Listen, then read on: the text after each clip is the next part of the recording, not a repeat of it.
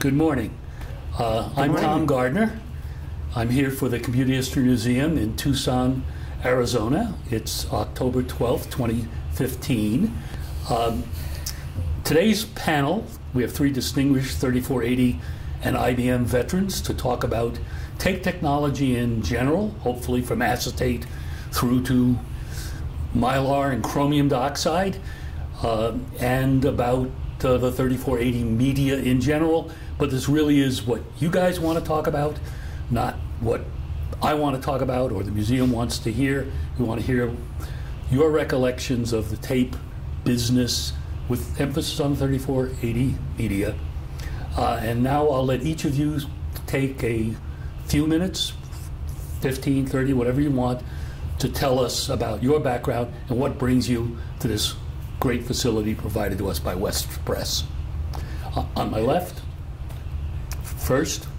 I'm Rick Bradshaw. I joined IBM in 1978 out of grad school. That's another whole story in itself. I was actually not intending to work for IBM, ever. I was working on applied polymer chemistry. I was also doing synthesis in phenolic resins, and unfortunately I got drafted, so I spent my 2 years during the Vietnam War as a hiatus from my work in grad school. But in '78, a guy came through to see one of my professors, head of the department, Dr. Monk, and he was on his way to Tucson for recruiting, and he stopped by and he said, "You got anybody in this college that actually does applied work?" "Oh, you talk to this guy. He's a nut job. He's upstairs." But I doubt. He said, anyway, so he comes up and he says, "I want to see you. Come over and fill out a resume thing." Well, I'd already filled out a proposal to work for Los Alamos on fusion targets, and that's the one I was really working to get out. But anyway, so my boss calls me, he's the head of the graduate program, Dr. Burke, and tells me to interview this. They need to try and get IBM to do recruiting. They never did. It never came to ASU. It wasn't considered a good enough school to recruit from. So I go into this interview, and there's all these MBA guys sitting there with suits and stuff getting ready to interview, and I came in my lab coat, my long hair. I didn't have a beard then. That's Bill's fault. Because when I went to Boulder, I had to grow a beard. It was freezing. Anyway, and he'd grow a beard every winter. So the point was that I really didn't want this job. So I said, "Look, you're wasting time." He said, "No, let me get rid of all these idiots." And he's saying this in front of this room full of people in suits waiting to get a job with IBM. Because it didn't know this. He was a chemical engineer, and he was working for IBM and GPD, and he was there on a recruiting trip. I can't remember his name now, but that's amazing because I usually remember people. But so I just blew it off. I said, "That ain't going to happen." Well, about 2 weeks later, I get a call to call this guy in Boulder. They want to have me go up for an interview. And that's when I went up and met Bill for the first time, and my host was Haynes. Oh, Mike Haynes. No.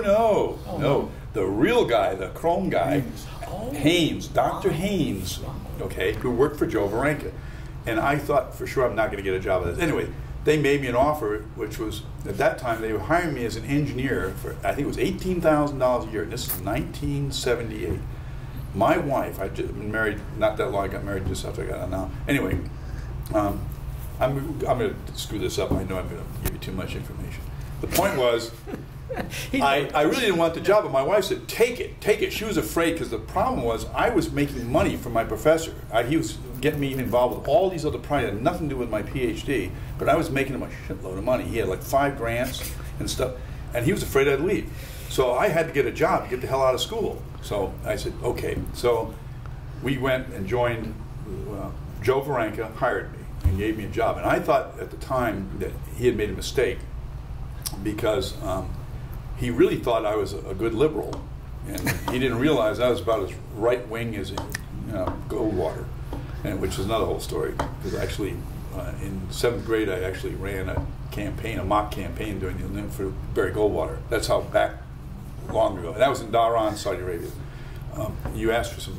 I was born in Denver. My dad was a World War II veteran. His father was gassed in World War I. So he was 5 years old when his father died of pneumonia, they called it those days. And he was born in South Carolina, then moved with his mother. His mother had a 6th grader, she was Welch, and went up to Rhode Island where he grew up. He got drafted in 1941, I believe, just before, it was 42, just before Pearl Harbor. Wound up joining the Army Air Corps and was in sent him in the Wheeler, the field in Sacramento, Stockton, California, and he was getting ready to get shipped over to the Pacific. This was in April of 1942. It was just after Pearl Harbor. He was flying B-25 Mitchells, and he had never had a date in his life. Never had a date, and this bunkmate of his, another pilot, was dating this woman, the blonde, named June, and she kept trying to set my father up with her office mate, Betty Jane Moyer, a long-legged brunette, gorgeous woman. And my dad said, "I don't have time for this. I'm going to get killed," you know. And so I'm not doing it. So he's running down the stairs from this thing before they're getting shipped out, and there's this June's coming up, and there's this beautiful brunette coming up, and he goes, "Jesus!" The next thing my mom knows, is he's coming back up the stairs with flowers and candy. They knew each other less than a week, got married, and they were married for exactly 12 hours. Flew his plane over and then wound up in Nanda Airdrome in Fiji to get used to navigating in the South Pacific. Flew 56 missions, 18 months. And my dad is 98 this year. My mother just passed away in August at 95. And they were married 73 years. So interesting story, but the rest of their story is even more phenomenal because my mother was in the Philippines and her father was a quartermaster for the Army. They were all born in cavalry posts. And she was born in Keogh, Montana. They were in the Philippines in 1932 when MacArthur was there to kick the Maori uprising out by learning a very important lesson. He studied his enemies and found that they were Muslims and were terrified of death. And so what he would do, he would wrap them in pigskins. The war was over in a week when they died. So this is what we ought to learn. But anyway, my grandfather was offered a job to be quartermaster of Corregidor in this November of 1941, okay? Wow. And so, but a friend of his in intelligence said, "Get your family out of here, Preston." And they got on the SS Sutter that left Manila. And those days, I think they did 8 knots, they really didn't go very fast. They left Honolulu for San Francisco on December 5th, 1941. So, when the ship went back to Corregidor, it was torpedoed by the Japanese. So they were on the last bunch of civilians to get out of there. So the interesting here, you'd never believe any of this stuff. And then his job with Aramco, we wound up going to Saudi Arabia. But anyway, there's a whole bunch of things that were totally happenstance that influenced my interest in things and where I wound up. But my job with IBM was totally accidental. But I've got to admit, it's a good career. But the really amazing thing, and we used to hear it all the time, but in reflection, it was probably the biggest truth was, it is the greatest collection of innovative, diverse, argumentative, stubborn, pig-headed, but great group of people. No, I'm serious. They were absolutely, if you got over some of the personality things, we could form teams from all over the world. It was truly an international company, which is amazing. If you want to solve a problem, put people with different perspectives, ethnically and background, in a room and let them have their way. Didn't say we didn't find, in hindsight, there's all kinds of things I wish I could apologize to Bill for, because the thing in hindsight, no, he left, and there's things that I didn't do fast enough to solve the problem. We could have saved ourselves a lot of money. And so I have those regrets, but the regrets I don't have is the people I got to know and meet. They were the greatest team of people I have ever been associated with. You're still consulting now? Yeah, nobody pays me, but I do it all the time. One thing I do... You may be worth what you're paid, I haven't right? learned my lesson to charge people before I tell them how to fix things. So that's the problem. Oracle really drove me nuts. But anyways. Where'd you go to high school? Went to high school in the American Community School of Beirut, Lebanon, from 1973 to 1963 to 65. And then I went to undergrad at New Mexico Institute of Mining. I had a full ride scholarship. And when I first arrived there, I asked them, well, how many credits? They said, well, you have to take a minimum of 16. Oh, do you charge me more for the others? There's a boarding school, by the way. And it's the largest campus, I believe, in the whole world. They own mountain ranges. It's that big. The large array of radio telescopes is on our campus. We used to take geology field trips and never leave campus to drive for 6 hours. You know, it's just amazing. Great place. 600 students, 30 girls. Definitely co-ed, right? And every one of those girls went to get their MRS degree, and they usually succeeded, no matter, you know, whether they really looked like dogs or not. But great school, had a great education. Then I went to ASU for my PhD. Still married? No. Oh, no, children? No, and no, my marriage basically was a victim of my career at IBM because I was gone too long in the 90s when we were downsizing and my wife decided to get a boyfriend. So anyway, so I learned my lesson. I'm not doing that again. Okay. By the way, I never worked for IBM, but I experienced the IBM culture through IBM San Jose, and I really have to agree with your comment about the breadth and depth and variety of skills. I mean, we used to joke about it, that I really believe that most people at IBM, the technology side of the house, knew more, forgot more stuff than the rest of the industry combined remembered or knew. I mean, it was that good. I mean, the depth was just phenomenal. If you just unravel how many products we invented that IBM didn't do anything with. Yeah. But I'd have to add that only IBM San Jose could do a strip file. Nobody else could build that beast. Try it. Amazing. An amazing product. Some of my friends worked on it. Some of those other things they did, the floppies. I mean, coming down to it, I love that whole story about the guy that invented the liner for the floppy disk out of Boulder. You remember that? He went home and he asked his wife for a bunch of different material, and by accident he grabbed one of those things for slips. It's a viscose rayon pad. The only thing that worked for a disk liner. And you might get a disagreement with that story out of IBM, but this is about tape, not floppies. And the other thing was the hole that they punched in. We could start here and get into floppies if you want. We could. No, that was fun. But they're related, because unfortunately that's one of the things. When I joined IBM about media, they still approached tape completely wrong. I think we went to a meeting. I hadn't even been there a month, and we went to Bethlehem, Pennsylvania, to Lehigh University for a symposium on coding technology. And I said, okay, this would be interesting. I got to know anything about coatings. I knew about polymers and synthesis. And they went on with this thing. So they kept calling it ink. Ink. This isn't ink. Wait a minute. The whole purpose of magnetic tape is totally different than paints or printing things. Printing things have got anything to do with durability and stuff, but not the pigment. You want to minimize the pigment because the pigment costs money. In recording, the pigment is the money. It's the thing that stores the information. Everything else is garbage. You put it in there just to keep it from screwing up the head or coming off. So my approach from the day one was to ask the questions of why are you doing it this way? Which is really the subject we're going to get into, is those things and all of the interesting things we've gone through. Let me shut up. Let them get on with it. Now we can immediately to your left, my right, in the center, we have Andy G'day. Right. Andy? Okay, well, I have a biography 3 pages long. I'll just sort of sift through it. But for starters, I've been married 51 years now, and have 2 kids. Both of them are doing phenomenally well. My son was born in 1967, kept me out of the draft. That wasn't intentional. At the time, I was going to, right before that, to Stanford and for my master's degree. And wife and I decided to have Brian, a child. And it turned out to be a boy, Brian. And he came along just in time, though, to where I didn't have to go in and be drafted. And then I went to work for IBM, and was in 1966 in January, and it was considered a critical employment whatever, to where they weren't drafting out of IBM. So I didn't get drafted, was the name of that story. Nothing intentional. I would have. I had my bags packed one time. I knew what time to catch the bus, but I got my deferment just in time. You didn't miss anything. The bus station. It wasn't that good. So I never did serve in the military.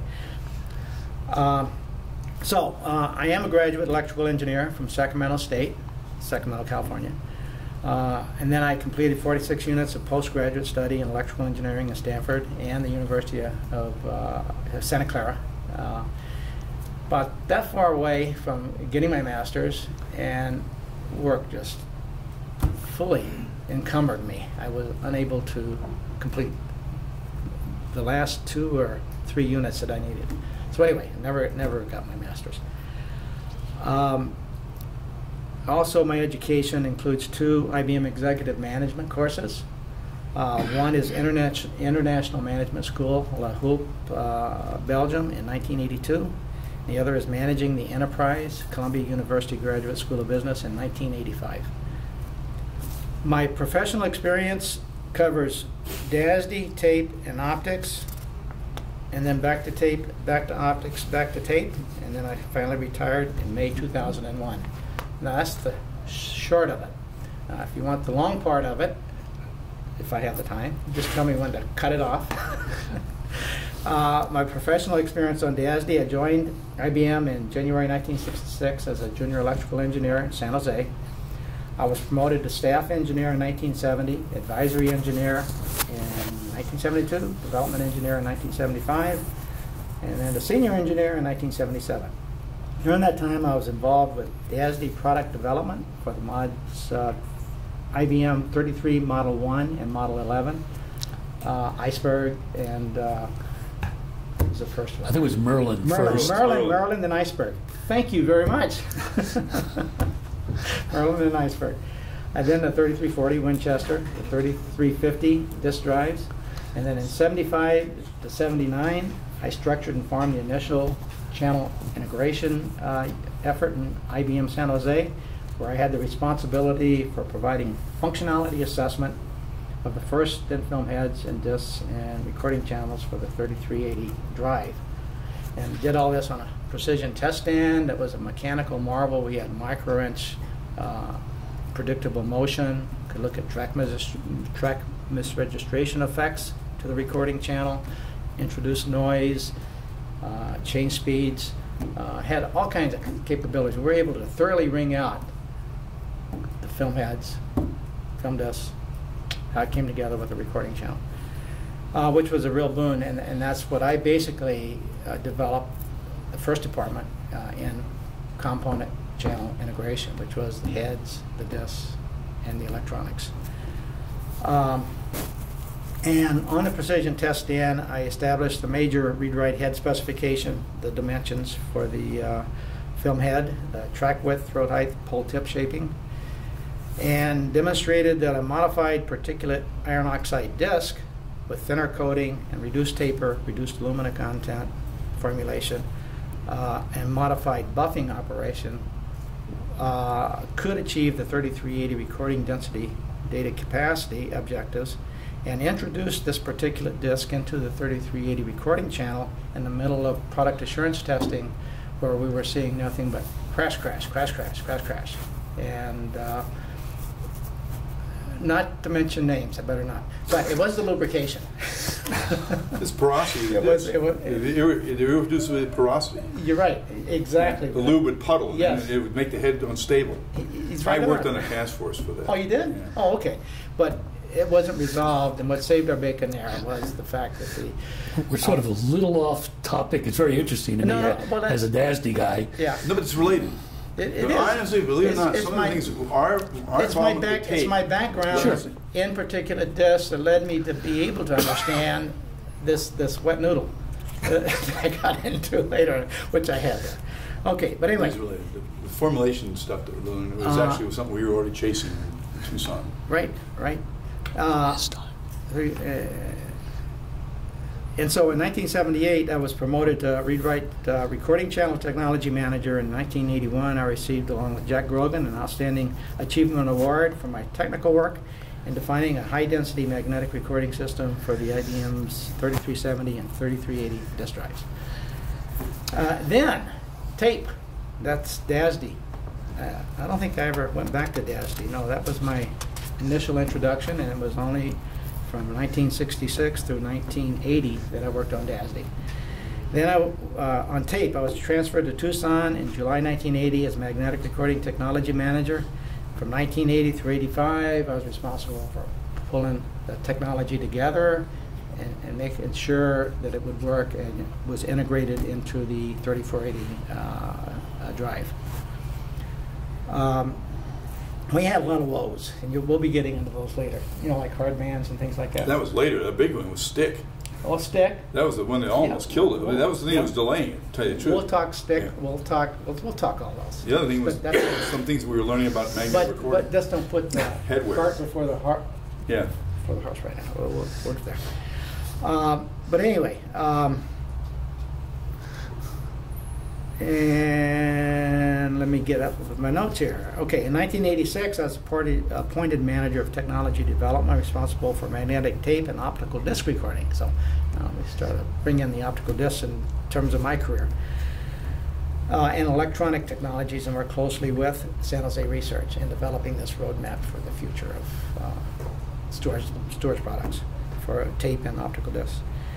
And then optics. In 1988, I joined product management and a series of technical staff and program management assignments. The program management assignments included product development responsibilities for the IBM 3.5-inch optical disc drives, TopCat 1, TopCat 2, called MTA 3128 and MTA 3230, respectively.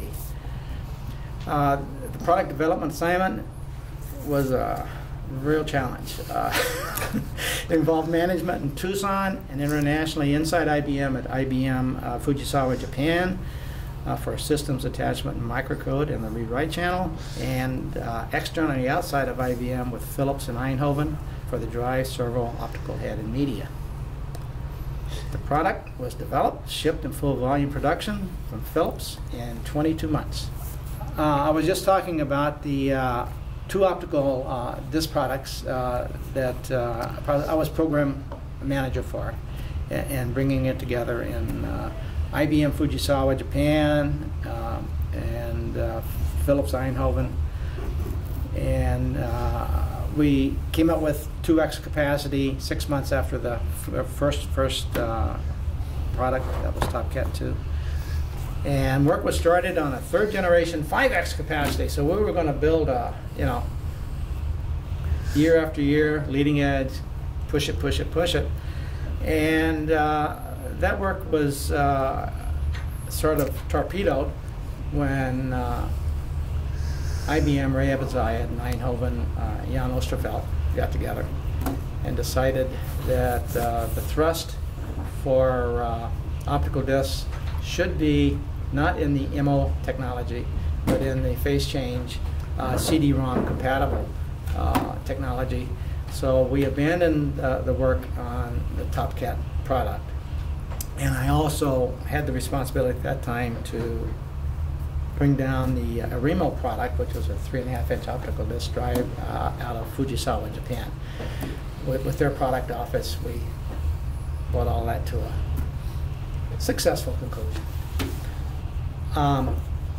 So that's the story of my first venture into optics. Now back to tape. 1995-97, I was program manager for the 3570 Magstar. It was a novel idea, fast access to data, mid-tape load. Timing-based servo? Timing-based servo, thank you. But a lot of whistles and bells, novel. And this product had a history before I joined up in product management. I got that responsibility. It had started up and stopped, a lot of false starts. But we restarted it, I restarted in 1995, and I coordinated the internal IBM development effort with the activities in NEC, Yonezawa, Japan, where they were doing the tape path work. And they were also the manufacturer for the tape deck and the tape cartridges. They sourced it. Wait a minute. The tape cartridges were designed by 3M in Minnesota, and manufactured by Emation in California, as I recollect. Which was a spinoff. Emation is a spinoff from 3M. And the 3570 was shipped in full volume production in September 1996. While I was over there in IBM, Philips, I'll get it right in a minute. When I was over at NEC in Yonezawa, around midnight I got this call. And I forget the guy's name now, but he was a Philips person. And at that time he made me an offer to come to work for Philips. in their CDRW area. I could head up projects and be a contributor in optical disc, because he had heard of the demise of the optics, and I was, back on tape again. And he knew all about me and what I was doing, and so I said, I'll consider it, I'll ponder it. And I finally did. And in September 1966, 96. No, I'm sorry. I formally retired from IBM on May 31st, 1997. So yes, got to read here and then talk. So it's going to be slow.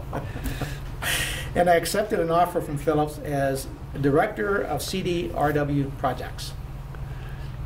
I managed this assignment reporting to Philips Optical Disc headquarters in San Jose, California, with development resources in Eindhoven, Holland, and Hasselt, and then Hasselt, Belgium. And then Hasselt, Belgium was where we were translating the technology into a product and getting it into manufacturing. And under my direction, for 2 years I worked with Philips. We shipped a CDR, that's a read-only, CDD 3610, and the first Philips CDRW optical disc product, the drive, which was the CDD 3800. And they were developed and introduced into the market, where they were very well received as OEM products with reliable sourcing. Hasselt was a mainstay in being able to produce product, make it happen. It was highly cost competitive and provided extremely high product reliability and data integrity. I was also responsible for and established the advanced technology roadmaps for CD read-write follow-ons and into DVD products, DVD RW, optical storage products. That was more of a roadmap, looking at the technologies, what can we do, what can't we do, some of the initial testing, etc. That went pretty smoothly. And I was having fun in optics at Philips. Then I got a call from John Teal, and I came back to tape. He offered me a job as a contractor, but in a development management capacity for the LTL product that we were getting our arms around. And it excited me. Did you mention who hired you at Philips? Yeah, Jan Osterveld. Spell it? JANOOSTERVELT, as I recall. Osterveld. Okay. Yeah, that's and it might be a D or a T on the end. I think you can correct that later. I don't know. I don't know how to find out. I haven't called him in a long time. Google does wonders. I could do that. Yeah. Philips Eindhoven has got a wealth of data on their sites too. I do peer review papers for them. But anyway, Philips is very well founded. Were very well founded in CD, disc, DVD, recording technologies. The whole shooting match from microcode through the media and everything in between. I mean, they were a good team, a very, very good team. So then in early 1999, I hooked up with John again in IBM in my contractor role, and assumed the development project management responsibilities for the Ibm Lto Tape Drive 3850. And we finally cranked that one out, and was the first to market LTO product. And in this capacity, I coordinated the read-write channel ASICs development effort in Tucson, IBM Fujisawa, Japan, for microcode development. Microcode was in Yamato, Japan. The recording channel was in Fujisawa, I think. Yeah, no. Do you remember, John? Was that Fujisawa where we did the recording channel? Wasn't that with Fujisawa? No, you already started working with Zurich. IBM Yamato. You're talking about LTO? Yeah, Yamato for sure with the did the ASICs and the chips. But then the actual recording channel, I think that was the last thrust they did out of Fujisawa, because I can remember making trips down to Fujisawa, and I don't know why else I It's would go possible there it in was that the time same frame. crew because they ended up moving to Yamato. at some That was point. it. That was it. That Late, was you're exactly right. You're exactly right. And Zurich was starting to get Because involved in Fujisawa the was starting mathematics. to look like an empty dungeon. You Yeah. know, there's not too many people around. Yep. Yeah, there's a backstory on that that we'll talk about on the LTO section. Okay. There's a lot of backstories in LTO. And there was a lot of interactions there, all the way to Fujifilm in Ottawa, Japan, Tucson, Arizona, and then NEC for the tape deck, and Fujisawa, Otawara was responsible for the Fuji. media, Fujifilm. So we finally shipped that, and it was September 2000 is what I have here from my notes, or my memory bank. I don't know, John, is that correct? Sounds about right. It's Okay. close. Yeah, Okay. The announcement was in May. To reiterate then, my professional experience was into DASD, tape, optics, back to tape, back to optics, back to tape. That's what I just took you through. And I completely retired, completely. I never had a job since, May 2001. Awards, recognition, there were several IBM informal awards and 4 IBM formal awards. August 1980, contribution to direct access storage recording technology. October 1981, definition of high-density recording systems for the 3370, 3380 disk drives. March 1985, management excellence of the 3480 technology. And December 1996, 3570 program management award. And I have 3 U.S. patents, all, a couple of them to do with optics, and one of them in some sort of a routine you do in an optical disk drive with data, but I forget, refreshing it. I forget exactly what it was. Anyway, that was a long time ago. That's outside of my new runs. So that's it. Okay. Did you mention your parents? Oh, yeah, I have 2. I was. So Their names? Edward and Genevieve.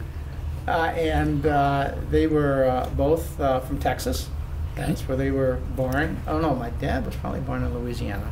I know my mother and that side of the family.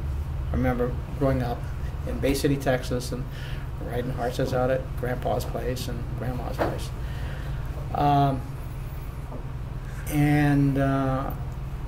When I was about 12 years old, I think 7th grade, our family moved to Lodi, California. My dad was a petroleum engineer, and he worked out in the Rio Vista area, gas wells primarily. He was in oil wells before. basically. Yeah, from Bay City and in Louisiana.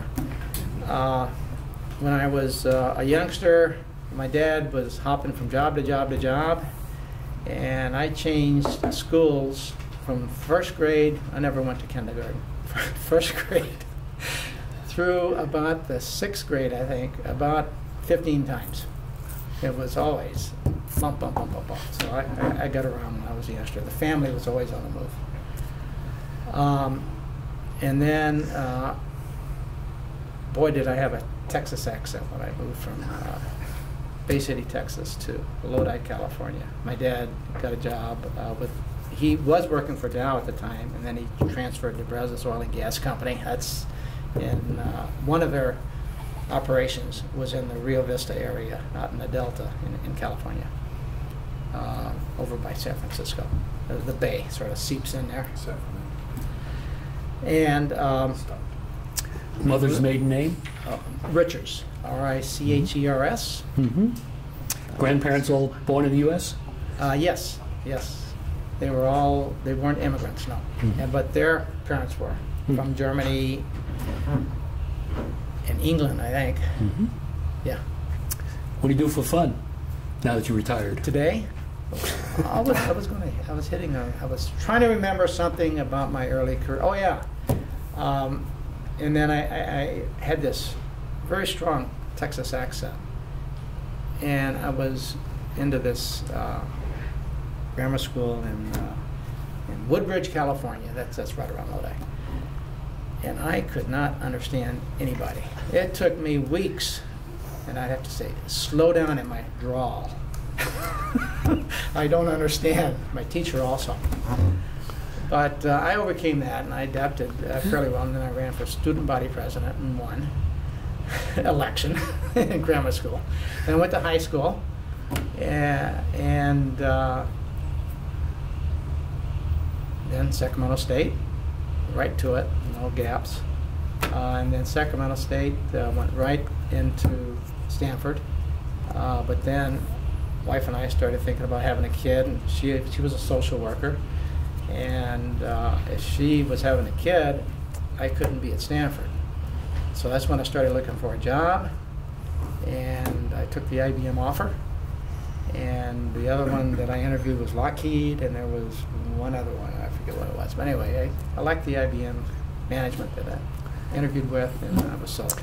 Did you go to high school in Lodi? Did you mention Lodi that? Union High School. Okay. Yes. Great. I think. Anything else you'd like? Well, I was a little eager. Baseball is my sport. Played it through into high school. College, no. Except for fraternity. Baseball. The fraternities get together. We'd have this organized, schedule and play ball against each other. Phi Kappa was the name of the fraternity. My colleague suggests.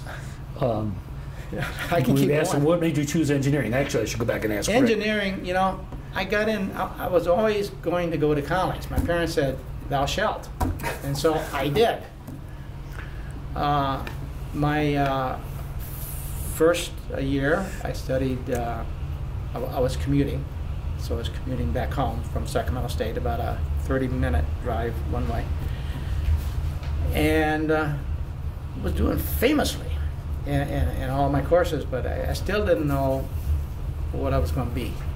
Mechanical engineer, electrical engineer. I was taking all these engineering courses, calculus and all that.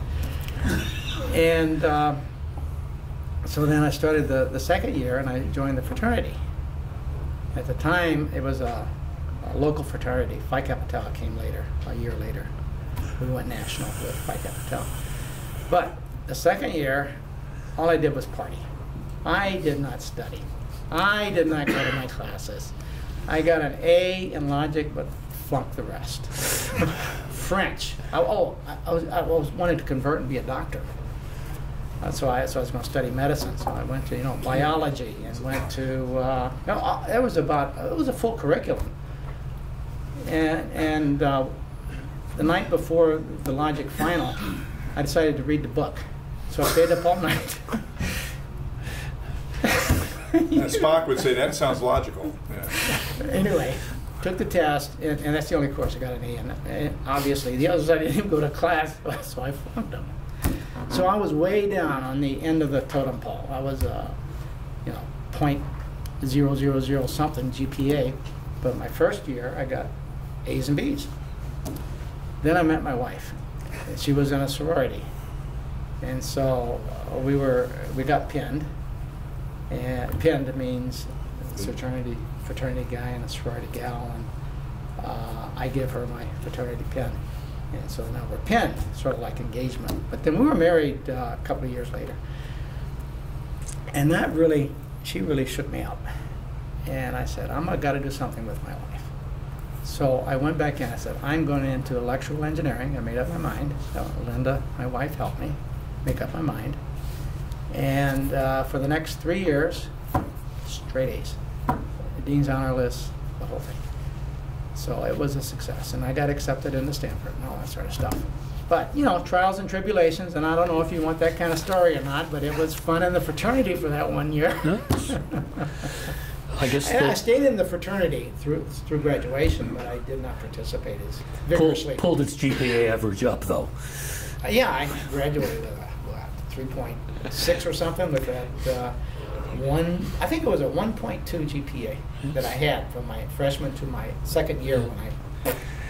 Did you mention your wife's maiden name? Vaccaro, V-A-C-C-A-R-O. And where her parents are from? Her parents were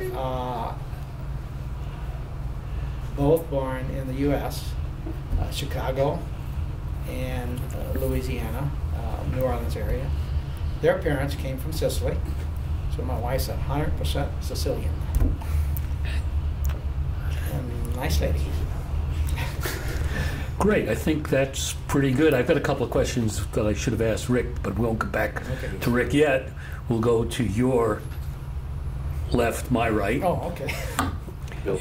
Is Bill Phillips. Bill? Hi, gang.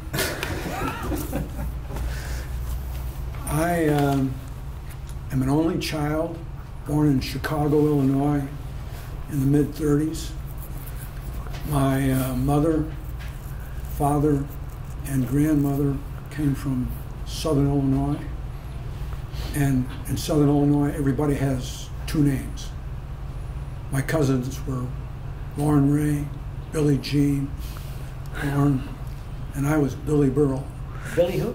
Billy Burrell, B-U-R-L. Burrell, okay. Burrell was my grandfather's name. He was head of consumer ice, and I helped deliver ice to small places in Mount Vernon, Illinois when I was a teenager. I grew up in Chicago, and my dad was a steel salesman. My mother was a secretary, and my grandmother raised me. And I remember getting up at 6 o'clock in the morning every morning, getting ready for school, and the crossword puzzles were already done by my grandmother. She was, wow. And I went to Southern Chicago grade school. I went to Hyde Park High School for about 3 months, and my dad was transferred to Carmi, Illinois. So I went down to Carmi, and my mother said, the orchestra director wants you to play. I was a clarinet player for 10 years. I studied at Wurlitzer in Chicago. And she said, he doesn't want a clarinet player, he wants a bass player. So I thought I was going to be boom, boom, boom, boom, boom, boom, boom. It turned out he wanted a tuba player. So I was converted from a clarinet player to a tuba player. And my dad got transferred to this big town in middle Illinois called St. Elmo. And I went to my first year of high school at St. Elmo and played the tuba in the band and played tuba all my college career. We transferred back to Chicago where I graduated from Austin High School, played in the band, voted most successful, most likely to succeed. Had a wonderful dater girl named Shirley Rogers, who we still correspond with. I marched at Soldier Field many times when it was freezing. Normal day. Yeah. And when I was growing up, I had a knee problem, and I went to Gompers Crippled Children's School as about 10 years old, and I read a lot since I couldn't walk or run. I was in a wheelchair. And I read a book called Dignity, a Springer Spaniel. And it was about an electrical engineer who had this dog who was a marvelous, marvelous dog. And I made up my mind once, about 10 years old, that I wanted to be an electrical engineer like this guy. So that's where I got my desire for electrical engineering. And when I was registering for the University of Illinois in engineering, my mother was very dubious about whether I was engineering, so we did an aptitude test at IIT. And at the end of it, they said, he's very good at math, very good at spatial relations, very good at timing. He'd be a good engineer. So that verified my desire, so I went to the University of Illinois in electrical engineering. And in those days, electrical engineering, Illinois was 17,000 students. And I went to fraternity rush and met a lot of my high school buddies from St. Elmo at a fraternity called Tau Kappa Epsilon. And I met my wife through a social my fraternity and her sorority in my sophomore year. I wanted to marry her in my junior year, but her dad said no. Her dad was a men's clothing store owner in Oregon, Illinois, near Rockford, 90 miles west of Chicago. And he said, "You're not getting married until you're both out of college." So in August of 1957, I did it 4 years there. Yeah. Well, I did it 4 years. I did 18 to 21 hours every year. And now they do 14 to 16 hours and wonder why it takes them 5 years. And they're dead. Yeah.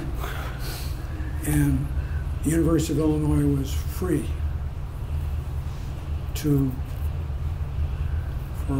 you had no admission. It was $40 fees for semesters. If you were a high school graduate in the state of Illinois in the upper half of your class, you went free. So I went 4 years of electrical engineering free at the University of Illinois. I met my wife, married my wife about a month after I got out of school. And I had already made a commitment to a job. I wanted to work for Bell Telephone Laboratories in New Jersey. And when I went out there, I stopped in an aircraft company in Baltimore. His name, I forget. And I went to interview Bell Labs at West Street in New York City. And I added IBM to my list of interviewees up in Poughkeepsie, New York. And they told me at Bell Labs I would work in West Street in downtown New York. And growing up from Chicago, I see this pastoral laboratory across from Vassar College, away from all the muss and fuss and cars and smoke and noise. So I went to work for IBM in 1957. Starting salary was $5,000 a year. You got to work engineering hours, which were dawn to dusk, and Saturdays and Sundays when you missed your schedules. And I won an IBM PhD fellowship in 1962. And I had my choice of universities, and I picked MIT, Purdue, and Illinois. MIT wouldn't let me in because my undergraduate grades weren't over a 4-point, which Illinois had a 5-point system. I was like a 3.8, just under a B average. So Illinois rejected me. And They're lost now. there's a story here. And Purdue said, "Come on out and see us, we like you." So on my way to Purdue, we decided, Joe, my wife and I, to stop at the University of Illinois and find out why an IBM PhD fellow was rejected from his bachelor's degree university. So the dean of engineering met with me, and he looked through my files and he says, "Here's why." It says, "Conduct on becoming a university student." I said, "No kidding." Well, let me tell you the story behind that. I was living off campus with Rudy Siegert, who was captain of the football team, Al Johnson, and myself. And Al got pinned to a Delta Gamma. And we got a non-drinker from the teak house to drive us. We were all drinking gin and tonic at the time. We were half drunk, and we threw pebbles at the windows of Delta Gamma to get the girls' attention. And the house mother called the police. Oh, sweet. And so we sang our songs, and the police showed up and found an open bottle of gin in the car, and we were thrown in jail for the night. And the only non-drinker was allowed to go, and Rudy Siegert, they won a $25 bail money, and none of us had $25 for a name. It was a lot of money. So Rudy told Bob Haymaker, who was the driver, "Go to this bar downtown Champaign." Rudy knew every bar. He was a member of the drinking club of the Illinois football players. and with captain of the football team, so they all knew him. So the bar owner gave Bob Haymaker $200 in cash to get us out. So we were bailed out, and eventually the charge was dropped. But it got into my records. On the record, did you get thrown out? Didn't it expunge your record? No. Oh, jeez. So we went over to Purdue, and we loved it a lot. They wanted us. And I get a call from the dean's secretary, and he says, the dean has changed his mind. He's going to accept you. And I said, see you. So I finished 4 years of PhD work and left Purdue. Oh, I called back to my manager in Poughkeepsie. And he said, you can come back to Poughkeepsie, or we're opening up a new facility in Boulder, Colorado. And my wife heard the name Boulder, and when I was talking to him, she said, take it. So we moved to Boulder in 1966, and stayed there in 1979, 13 years in Boulder. And my mentor there was Wayne Winger, who was lab director for a while. And I ultimately became manager of the technology group there. And when we were moving down to Tucson, to tell you what an IBM people management they were, we moved in two waves, 1978 group and 1979 group. And my group was 1979. And the housing prices were starting to move up from the IBM building going up, and people coming and buying houses from California and Endicott and Boulder, those that were in the first year. And I had a lot of pissed off employees who were going to have to pay a lot more money for housing because they're going the second year. And I let it be known to the lab director. And Watson personally okayed a special deal to give you, if you were going in the second year, they would give you an interest-free loan for the equity in your house to purchase whatever you wanted to in Tucson. So everybody went down. We bought a lot and went through the process of building a house with an architect. But to tell you, it was amazing what a people-oriented company we had. Yeah. And so we moved to Tucson in 1979, and I stayed there, ran the technology group there, worked for Bob Mazza, worked for Carmen Rosado, worked for all of them, and Wayne Winger also. And I had a lot of interaction with the supplies salespeople in Dayton, New Jersey. And they were on our back all the time with tape stick issues. Why can't you make it cheaper? We have to sell more. And one of them invited me,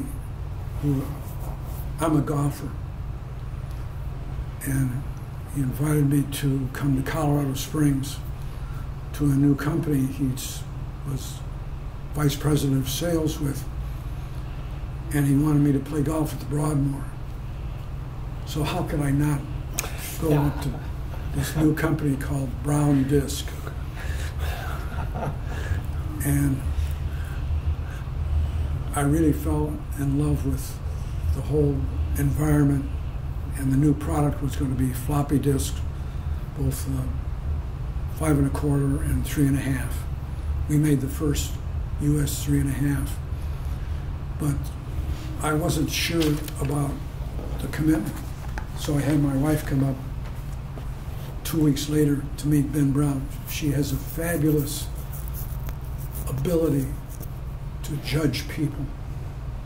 And she says, Bill, Ben Brown is A-OK. Go with him. So Ben Brown treated me like a son.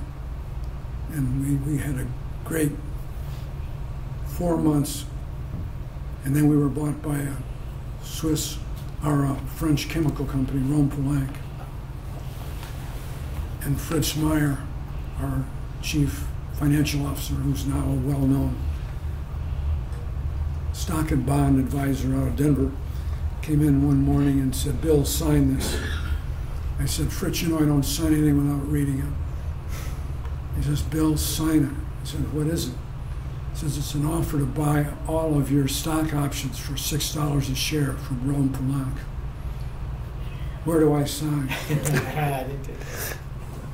But with it came a 2-year commitment to stay on as vice president and general manager of Brown Disc. But every 3 months I would have to go to a quarterly meeting in Paris.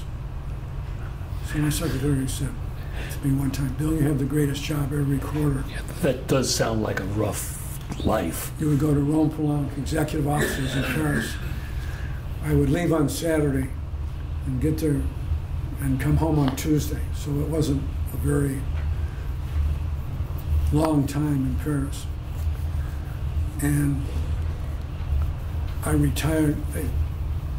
I had to go to Albi, which is in southern France near Toulouse. They had another floppy disk company of Rome Poulenc's. They decided to shut down the Brown Disc in Colorado Springs and transfer all the equipment and people they could get to Albi, France. I came home one afternoon and I said, "Joan, how would you like to go to France to work for a couple of years?" And she said, "See ya." She wanted no part of France. She couldn't speak the language, but I was fairly good at French. So we decided to retire. So I taught school at the University of Colorado in Colorado Springs for 2 semesters. And one of my best friends was David Weiss, who was an IBMer in Tucson and Boulder and San Jose. And he called me and said, "Bill, we want you to come up and run the technology business for storage technology." So in 1987, I went up to become vice president at Storage Tech, running their technology business. And I did that till 1962 and retired and came back to Tucson, where my daughters were going to school at the University of Arizona. And I continued to do work for Storage Tech and recruiting. I would say I was a college recruiter with IBM Storage Tech for 40 years. I loved recruiting at college schools. And I started out in Poughkeepsie working on the 727, and my mentor was George Rudy. I have no idea what happened to George, but George his goal was to make me an acceptable electrical engineering by IBM's ranks. And I had a couple of patents, got my PhD fellowship, went to Boulder, worked on tape, went to Tucson, worked on tape, went to Colorado Springs, worked on discs. So I've been in magnetic media all my life, in all forms of it, from the moving coil actuator on the 727 to the Prolay, Herb Baumeister's Prolay. Remember that name? Yes. Oh, yeah. I was in mechanical analysis for a couple of years with my mentor there was Paul Batum, and my buddy was Vladimir Neshleb. And somehow, I did not like chemistry. I had a terrible time with chemistry at the University of Illinois. I barely made it through chemistry. And I was put in charge of the new tape business. We're going to go make our own tape and build a plant in Boulder and later a plant in Tucson.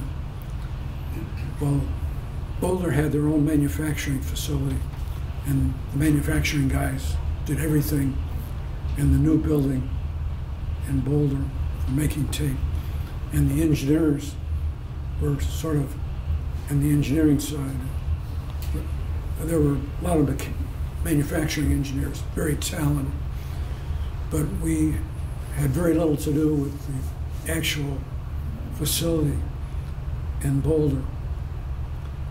But then when we started in Poughkeepsie,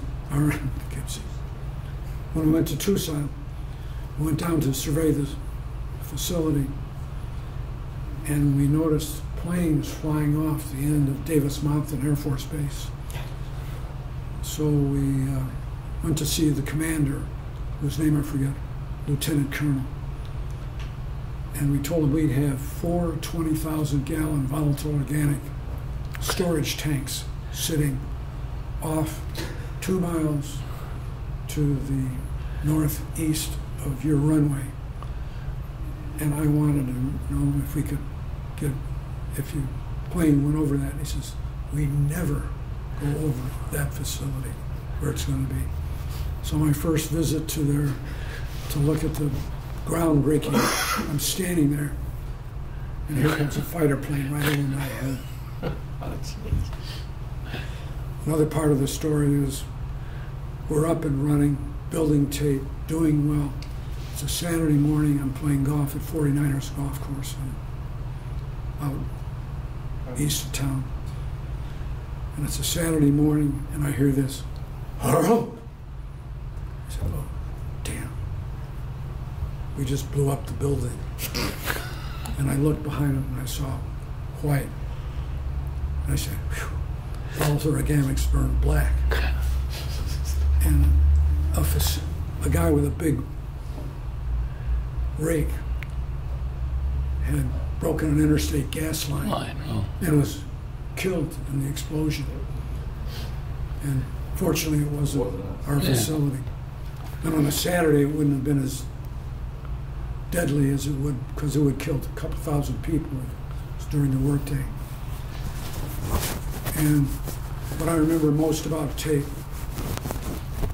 was how to get fast start-stop times out of a moving coil and a pinch roller moving back and forth. And the aggressiveness of product test. We had the greatest product testing facility known to man, except they were always trying to break our products. And we had what we call 90-80 was the hot, wet temperature, humidity that we had to suffer through for our stick programs. It would aggravate stick. And cold, dry was never a problem. Mid 70, 50 was never a problem. But 90, 80, the stress test was a big problem. And if you made it through that, you had a solid program. And we had ongoing relationships with the product test people, some good, some bad. Very aggravating, although we made up at parties, drank with them. What else can I add? Did you state your wife's maiden name? No. Joan, the original Czechoslovakian pronunciation was Lebovich. Spell that, please. But when they came over, they changed it to Lebwick. Lebwick. L-E-B. And how'd you spell it in Czech? Lebowich. Lebowich. C-H and no. Okay, so you just change the C-H to a K. Okay. We and Czechoslovakian and seen her. Mm-hmm. You know, so her parents were born in Czechoslovakia? No, her parents, her grandfather was born in Czechoslovakia. Her father and mother were born in the United States. Oh, okay. My family all came out of Welshmen that came in through South Carolina, the Phillips and the Edwards and the Smiths, all good English Welsh names. Her grandfather was 6'2", 280 pounds, sheriff of Ogle County. You didn't mess with him.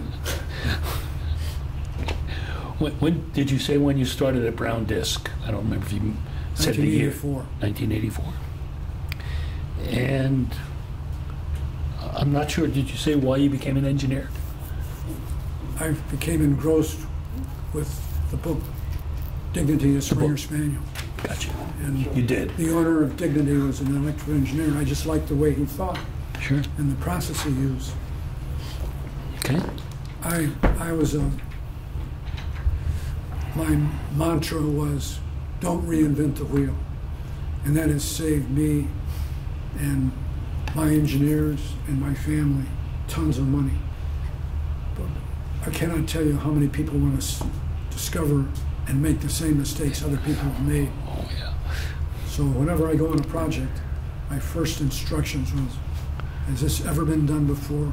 I want to find out who's done it, what problems they had, how they solved it, what the key ingredients were, what the key technologies were, and how do they avoid those problems, and learn from them. You said at Boulder you worked on the 727, or was that Poughkeepsie? No, that was Poughkeepsie. Poughkeepsie, and then you went to Boulder. And did you work on the tape drives there at Yes. Boulder? How about the 3850 Oak? Were you involved with that at all? Yes. Okay. And mainly on the media side? Well, in Boulder, I was technology manager. Media was one of my assignments. I had electronics, media, mechanics. All right. What was his first assignment on the Yeah. 727? That was just brand new It was a then. brand new electrical. But you supported MSS, didn't you? Yeah. That's what I thought. I was involved with that too. Okay. So what was your first activity on the 727 when you were back in Poughkeepsie? Well, high-speed rewind was always a problem. Okay. Tape stick was a very minor problem in those days because we were using an acetate binder system. And it was relatively stiff. And the heads We're laminated too. were very sharp Yeah. and didn't have this large flat surface to stick to. We were trying to take a relatively stiff product and bend it around a V-shaped head, and the problems were head wear. And debris. And Yeah, they cleaned it every 8 hours, I remember. Yeah. Keep it running. Okay.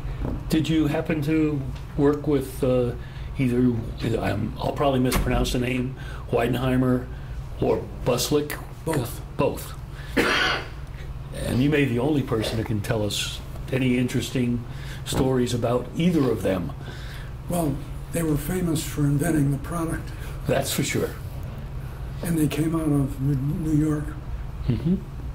as we all did in the early days. And Walt Buslick was I knew him better than Jim. Buslick has an interesting career. I know of his accomplishments at IBM San Jose. Most people give him credit for the work that ultimately led to the Winchester disk drive. Yeah. But nobody seems to know much about what he did at Poughkeepsie. This may be the opportunity. Well, I knew him only casually in Poughkeepsie, so I can't remember. There's a rumor currently floating around that the first vacuum column vacuum was generated by Walt's personal vacuum cleaner. It was. No, we get confirmation from Rick. I'll give. No, well, the reason is when they did the 40 years of tape, which I've got a copy. I gave it to you. I'm sorry. I'm one of the things that's been an asset or plagues me a lot is that I am an absolute history buff. Okay, so when I joined IBM after we did the 40 years of tape in 1992, and I was involved with that perfectly, although I didn't have my name doesn't show up anywhere on it, pulling stuff together. Then in 2002 it became the 50th year, and I'm very proud of what I did. I pulled together context. My point was, I started digging through some of these things, and Wayne Winger was still, and I got a hold of Wayne, and all these names started coming out. Unfortunately, we didn't document this stuff. This is what's really a shame. And I wrote there's a IBM Journal of Research and Development, which I'm very proud of, that we put together. I actually talked the IBM Journal into doing this full thing on tape technology. Pulling teeth, I got some like Val Biscaborn wrote a paper that was a piece of crap when he really wrote it, but it took a lot of work to put it back together, but it wound up becoming one of the most cited papers in IBM Journal history on the heads, because quite honestly, that's how much leadership IBM had in head technology. It still does. But in the process of doing that, I wrote a paper that I've got to get you the draft. I don't know if they don't own it, I don't think, but anyway, I tried to put together a history of tape from IBM. And it was really fun because I think I'm the last person to actually cut some of these people that have gone, because the pickle factory from Poughkeepsie, where the original tape, the whole piece was, that people forget that the original tape drive, part of the problem you had to solve was all the software used the 80 character punch cards. So the tape actually mimicked 80 character punch cards. So it doop, boop, boop. You think about it, John, and when we started looking at doing really fully streaming and stuff, one of the things we had to do was realize that the whole legacy of IBM tape was being strangled of using the technology because we had to emulate punch cards. And you think about it, that's really what killed us. A lot of the problems that you guys dealt with, now you fixed them. But the other thing we found is we have the original picture that was taking them holding a sheet up, standing there with you guys taking the thing, and his vacuum cleaner. The problem is, this is what always irritated me about engineers versus science, okay? Science, you understand things and then you build things based on what you understand. Engineers turn the knobs until something works, so that's a spec, okay? And it drives me crazy. But they literally had this GE vacuum cleaner that they had built the pneumatics around, all the plenums and everything. It turns out, when they decided to make a product, the thing was obsolete, and they could find 50 of these vacuum cleaner motors, the pumps and the whole thing. And they'd already configured it to fit this thing, all the pneumatic. So they bought every one of them. Thank God, I think they sold 100 drives, something like that. So they managed to get away with it and give you guys time to make the Mod 2 or whatever it was, where they bought another vacuum. So these are the kind of stories that are really fun. And then the other thing is, IBM didn't make media originally. They bought it all from 3M. And 3M had people under a microscope scraping the defects off the tape with razor blades. And thank God the production of the tapes wasn't that necessary either. And I think the original 5-inch tapes, which we found in Paul Hu's office, he had one in this thing, in the 50 years of tape, and we were able to recover the data off that. We, in LTO Gen 1, we could put more data on one bit than the entire 727 tape. This is actually a great segue into the next section. Right here is a real good section for Rick to talk about the recovery of the data off the Challenger. That's something else. No, really, off the Challenger that crashed. Yeah, but that's weird. Well, that is a good story. I have one more thing I want to. Okay. Sorry, that I remember very clearly from Poughkeepsie. Vacuum tubes. Yeah. Oh God, yeah, vacuum tubes. That was at the University of Illinois. We studied vacuum tubes. Yeah. 4 or 5 courses on vacuum tubes. And I took one side course on solid state technology. And in Poughkeepsie, we had all vacuum tubes in the 727, yeah, 726. I'm actually a few years younger than you. My double E course at Brooklyn Polytech was the first class where they taught solid state first, and then vacuum tubes as a transistor with no leakage. Mine was just the opposite. Yeah. The emphasis was on vacuum tubes. Vacuum tubes right first. at the end, we got into a little bit of transistors, leaky vacuum tubes, diodes, and transistors, and all that. Yeah. Solid state stuff. It was wild. And the life of that's why I went vacuum tubes was not good. Bell Labs. No. Right in the middle of it. Right. We really don't want to have a lot of people speaking because it does make the translations difficult. So I think the first phase, which is kind of your personal histories, before we then start talking about, actually it's a perfect segue into the section on history of tape. I've got to get you this paper because there's a lot of quotes in there from people that were alive. One more biographical question for you, Rick, I think. was you're a Vietnam veteran? Yeah, but that doesn't count. I was in the country 48 hours. It's really, they train you in the mortarman in Fort Polk, Louisiana.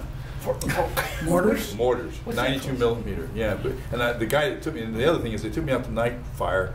Anyway, and I loved weapons and stuff, but I never owned a gun, you know, and I was very good with a longbow. That's what I was as a kid. I had an English longbow with whalebone. Yeah, straight up and down. But then I could still turn. I doubt if I could even bend it now. This is, you know, but anyway. So the point was, that thing, I could fire at 50, 60 yards and put a shaft clear through a board that thick. I mean, that thing was a lethal weapon, those longbows. But anyway, when I went to night fire, they gave me this M14, and you're supposed to shoot the little, it's dark, it's Louisiana, it's, a little red light goes on, you're supposed to shoot it. When the lights go on, you shoot. So I'm sitting there and I'm waiting.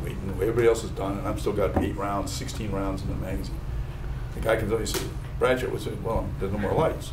Turns out I shot all the bulbs out. 50 yards, 100 yards, and 150 yards. And one shot, one bulb. One shot, one bulb. So they said, these open sights. So they said, next day they take me out to the course to qualify for a sniper. And they hand me this beautiful rifle and everything else. You zero it in at 200 yards, and I zeroed it in. So popping rounds, and the guys in the back, they still have the little poles with a little red dot that go like this to show the people, you know, where you hit. And this guy holds this thing up and doesn't move it. So the guy's got his binoculars. He said, do that again. So I fired another 2 rounds, and I put them right on top of the other 2. So he said, okay, we want you to be a sniper. I said, look, they drafted me out of college. I was working on my PhD. And I said, and first of all, another friend of mine who was over in Nam, who I went to school with since the 7th grade, John McGowan, he had told me, he's 6'2", I was 6'4". Okay? He said, tall guys in Vietnam do not live long. So he said, you need to decide another career path. Don't be a sniper. No, he said, and don't get in tanks because you can't get one either. So he said, and then I told him a mortarman, he said, you're not going to survive this. But anyhow, it turns out, as typical, if anybody's in the military doing that, I think it's probably gotten worse. They are so screwed up. When I was going through basic, before you take all these tests that say what your aptitudes are. So I took these and I thought, well, you know, what am I going to do? Apparently, my records popped up to a thing called Science and Engineering Program. And the guy at White Sands Missile Range, Colonel Bell, saw my name and put in a requisition to get me to go to White Sands Missile Range as a S&E on the nuclear reactors, handling all the isotopes. It took them 16 weeks to pull my butt out of so I went through all that training in Tigerland in North Fork, Louisiana. It's a swamp, okay, getting you ready for Vietnam. And they caught up with me when I was getting off the plane in Vietnam. So I mean, it's just ridiculous. And then they said, who do you know? I said, I don't know. So you go over with beer and ammo in a KC-130. And it was rocket fire. This is 72. So I mean, we're already getting ready to pull out. And I was the last draftee out of Phoenix. Anyway, they run you over and hand you the thing. They call out 2 other guys' names. Said, get out of here, sit there. And it took them going over, you got orders. You get on this plane, you get on this plane. Going back, it's next available. You know. So anyway, the plane coming back was nothing but aluminum coffins with flags on them. Okay? And a bunch of guys who were stiff, looking straight ahead. I mean, these guys were combat veterans going home. And when we landed, it's a different reflection of where it is now. We couldn't get fed. People called us names, threw shit at us. I landed in San Francisco, you know, so it was horrible. But anyway, then I took a bus to Hanoi Jane. Yep. Oh, don't get me started on that bitch. Pardon me. Anyhow, so anyway, then they reassigned me to White Sands Missile Range, but I was attached to McAfee Army Hospital, which is a field hospital. And they had to be retrained as a medic. This is how silly this whole thing is. So they retrained me as a medic. Then I go to Montgomery, Alabama to learn nuclear weapons effects director technology and become qualified for nuclear weapons at a time when nobody wanted to be. There's an Atomic Energy Commission, by the way. So then I went to White Sands Missile Range, attached to Field Hospital, and had some amazing jobs because I was in charge of over 1,000 radioisotopes. I had a top secret clearance. Now that's a whole nother story. Remember, they do all this. Then they realized that I grew up in Saudi Arabia and went to school in Beirut, Lebanon. And they're trying to give me a super top secret clearance because I'm handling things on the upstage, which wound up becoming Star Wars. By the way, this is 1974, and it worked, by the way. Anyway, so the point was that when I got out, they showed me this stack of records. They had my second grade teacher, all my people. They had to go interview these people at FBI to find out, prove who I was. So it's really, what's this file? I was like, these people are alive? I didn't know they were still alive. And they had my teachers from ASU and so it's really phenomenal. That's how I wound up there. So I also... Sorry, too many things. No, not at all. That's I used to pick up radioactive materials and pick it up and stuff, and it taught me a lot of things about warheads and so like Bill... and my first interaction with IBMers was in the nuclear weapons defect. There were these guys, they were testing circuits for warheads that had to fly through a near nuclear weapon. So there's redundancy. They had all these circuits, and in nuclear weapons effector, they had a U-235 source that was on a piston. It would come up and it would go off, send out a flush of neutrons, but obviously you didn't want to stick around and blow the building up, so it would go up and down in the ground again, about 80 feet down into barite concrete. And they had these guys looking through a blast center, through windows, all with oscilloscopes, watching these circuits.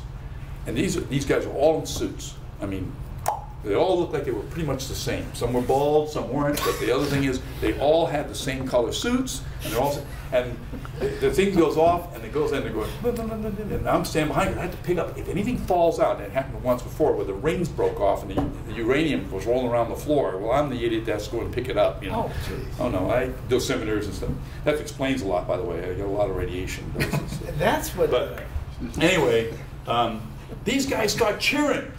And they're going, yahoo! And they're smacking themselves on this. What the hell is this? Well, I didn't have to go because it went down, nothing happened, so I was getting ready to leave. And he said, we're going to go get a beer. Where can we get a beer around here? He said, because IBM in those days, you didn't drink on the job, but these guys were going to get out of there, go have a beer. They had just successfully managed to fly a telemetry device circuit through a near nuclear, the neutron flux would be essentially like flying through a nuclear bomb. Okay, so which remember that's what the whole idea was. It would send up a nuclear warhead, radiate it, and now the guidance systems go bye-bye. Well, this was in 1974. They had perfected a way, and it was just multiple redundancy with gold films between each one of the chipsets. Is this top secret information that you're divulging? Not anymore. Hillary all had it on our server. Does she? No, I mean, the point was that it was a really phenomenal thing. So that's my first introduction to IBM with those people. And like Bill, I have an aversion to chemistry, so I really have to ask the question: how did you decide to become a chemical engineer or a chemist? Chemist. Synthetic chemistry. I actually started. It's a long story in a sense because my father, when he was very poor and he really was interested in photography, and he went to Brown University before he got drafted, and he was working on photography and a couple other things in this field. But he was taking chemistry. When I was a little kid, he had these jars of potassium bromide, acetic acid, because he made his own developers and own things for photofilm. Well, at a very early age, I realized that you could take potassium bromide and add chlorine to it, and it would precipitate bromine and silver nitrate, and you could make these things. And so I started playing with it. And then by the time I was 7, I started making my own photographic plates, and I was taking pictures with a little pin camera, the old kind of boxes. And then I discovered that you could make your own lenses. So I made lenses. But early on, I loved history, and I made model airplane. My dad was a bomber pilot, so I could kill him for the stuff he threw away. But it had his original jacket and all of his books for flying the Mitchell, and anyway, made that airplane many times, broke a few of them because I tried to fly them, with little kids, crash. But then ships, I made the USS Constitution model at least 5 times. Every time I made it and got it all done, I couldn't move it, so I'd have to leave it behind. I did that once, anyway. But in the 8th grade, 8 years old, my mom and dad bought me for Christmas a Gilbert chemistry set. I had every experiment in that thing done in 2 weeks. Okay. Then I cut my mom's geraniums down and extracted them and made perfume. I made furniture products. I called Bradshaw Chemical Company. I made her all the stuff for Christmas. She was sore if I made a cold cream. She told me, it was really great, so she threw it all out. She was afraid to kill her, But, so that was my introduction to my interest in chemistry at a very early age. But then I got interested in geology. And so I wanted to do extractive metallurgy. and stuff. So my interest got, so when I went to New Mexico School of Mines, New Mexico Tech, I had, when I left, I was 2 credits short of having a degree in geology, 2 credits short, because like I started to say, they told me that you didn't get charged anymore for credits over 16, but I had to have a 3-point to keep my scholarship. And it's a full ride. I paid $600 for my room and board tuition, room and board, out of state. So, and I'm in Arabia, for God's sake. They either go with someplace like that, or it's going to cost me a fortune.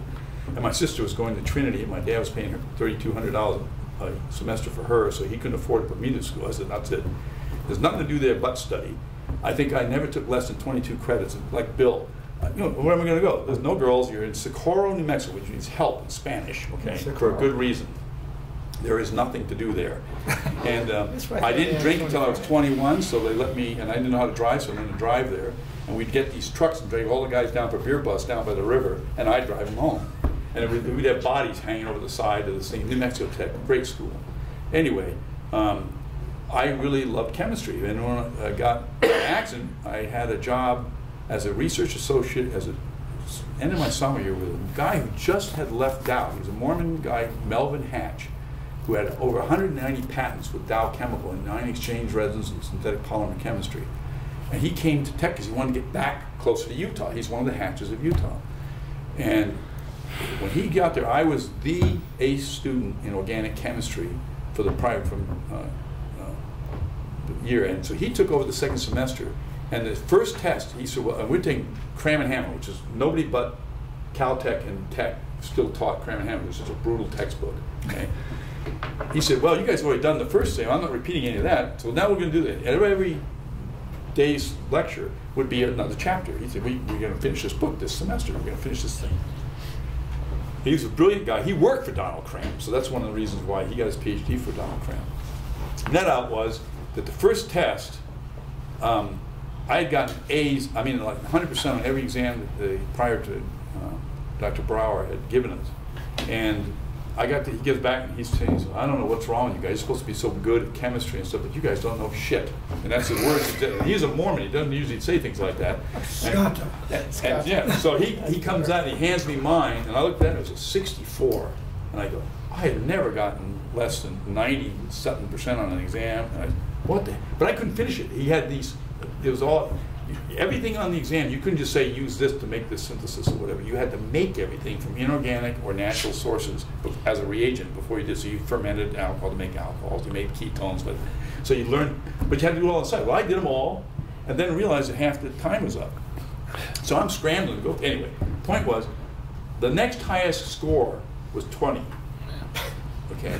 And 2 of my best friends got up, took their test, and left the room. He said, whoa, whoa, whoa, what I'm going to tell you is, let's do this exam over again. But I really didn't know, what did I do wrong?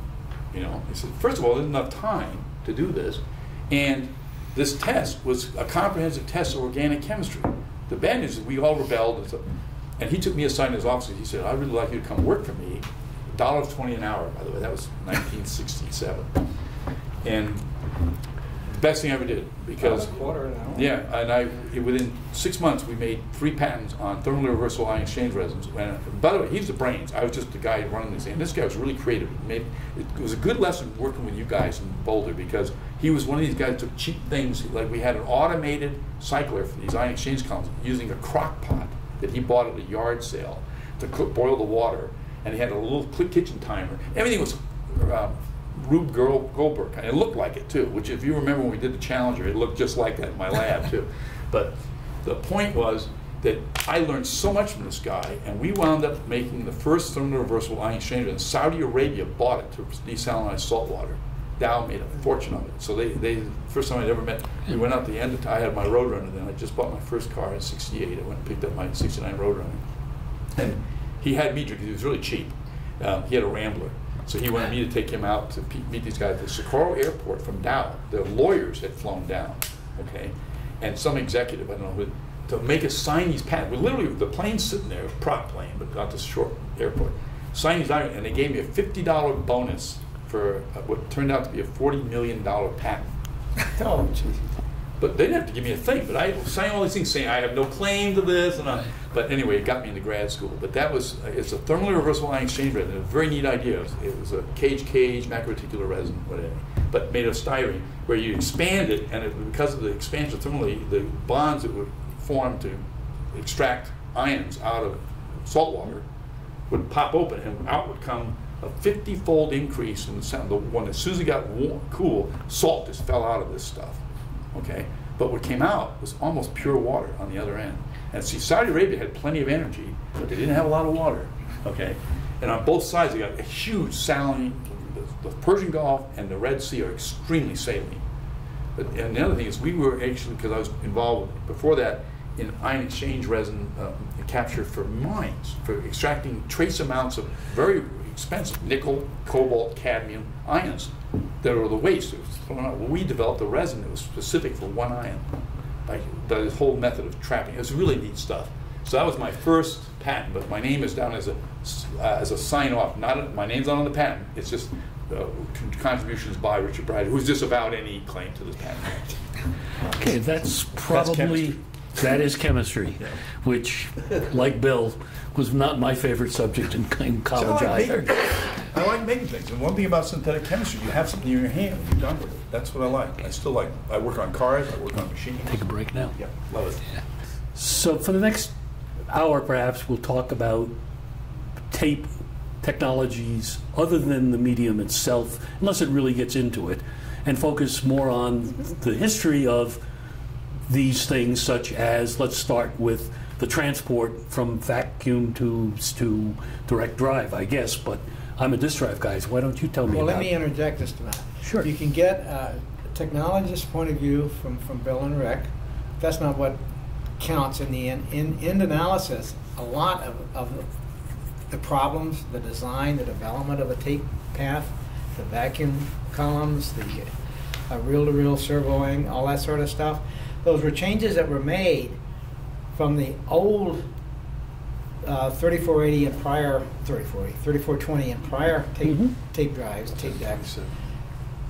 The whole intent, IBM said, that's not really making us leaders in the tape storage world.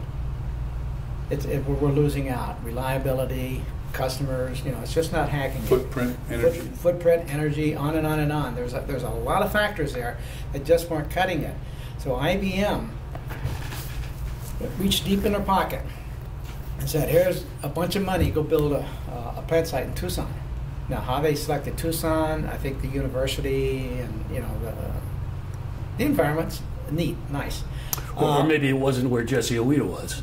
Maybe we're trying to hide from Jesse, but whatever it was, IBM built a plant site that included a development facility, a manufacturing facility for the media, manufacturing facility for the thin film heads, and manufacturing facility for the drives.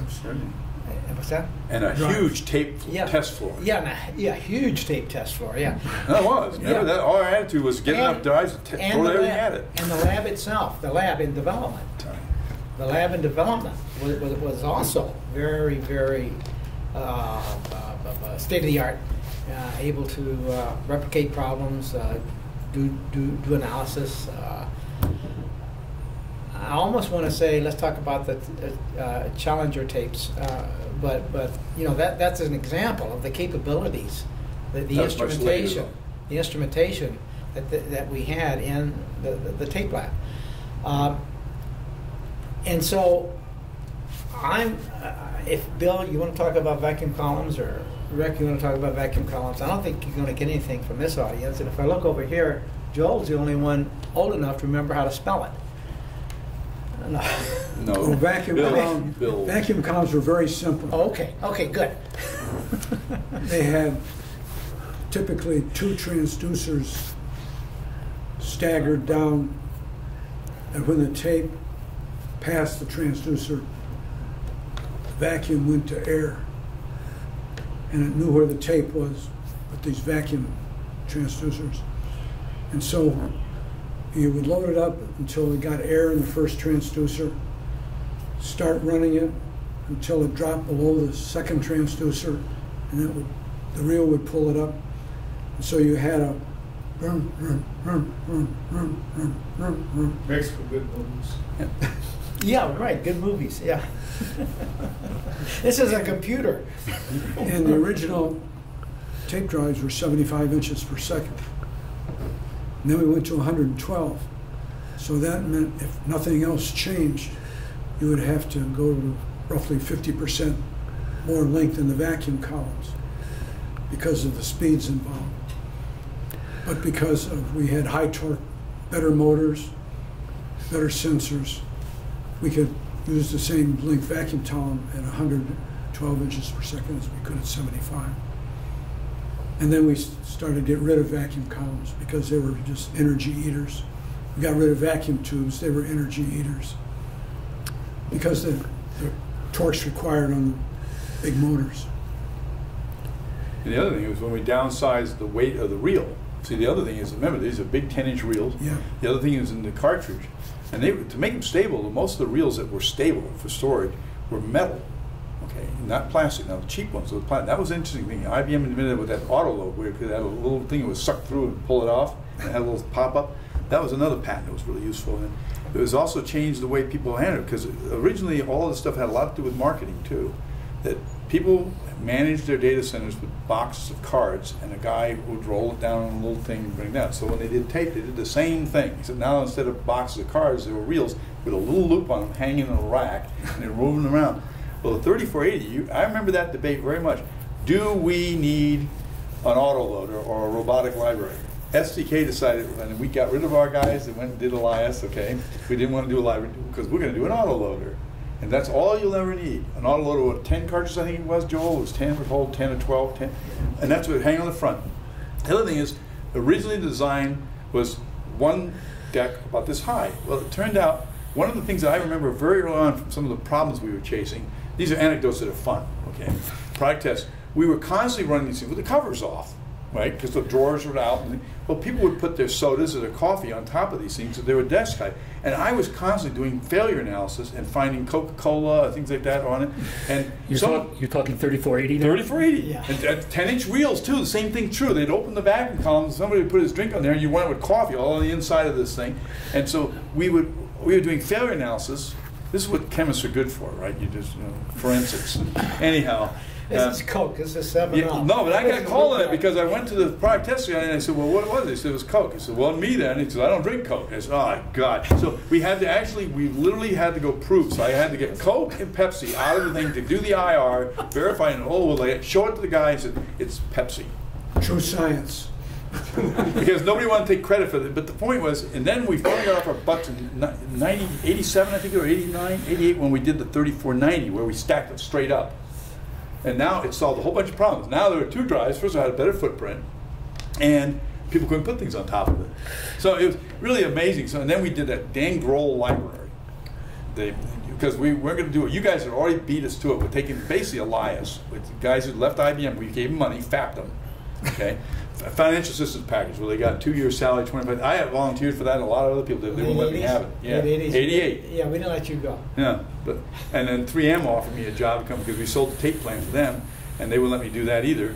But anyway, I wound up working for 3M essentially for nothing because I wound up having to solve their problems for them while I was working at IBM. But the point was that we had all these opportunities, but because of the floundering in 87 and 88 within IBM about the whole upper focus on the technology side of the house, I think we really paid a price because we could have made a library, we could have had automated product.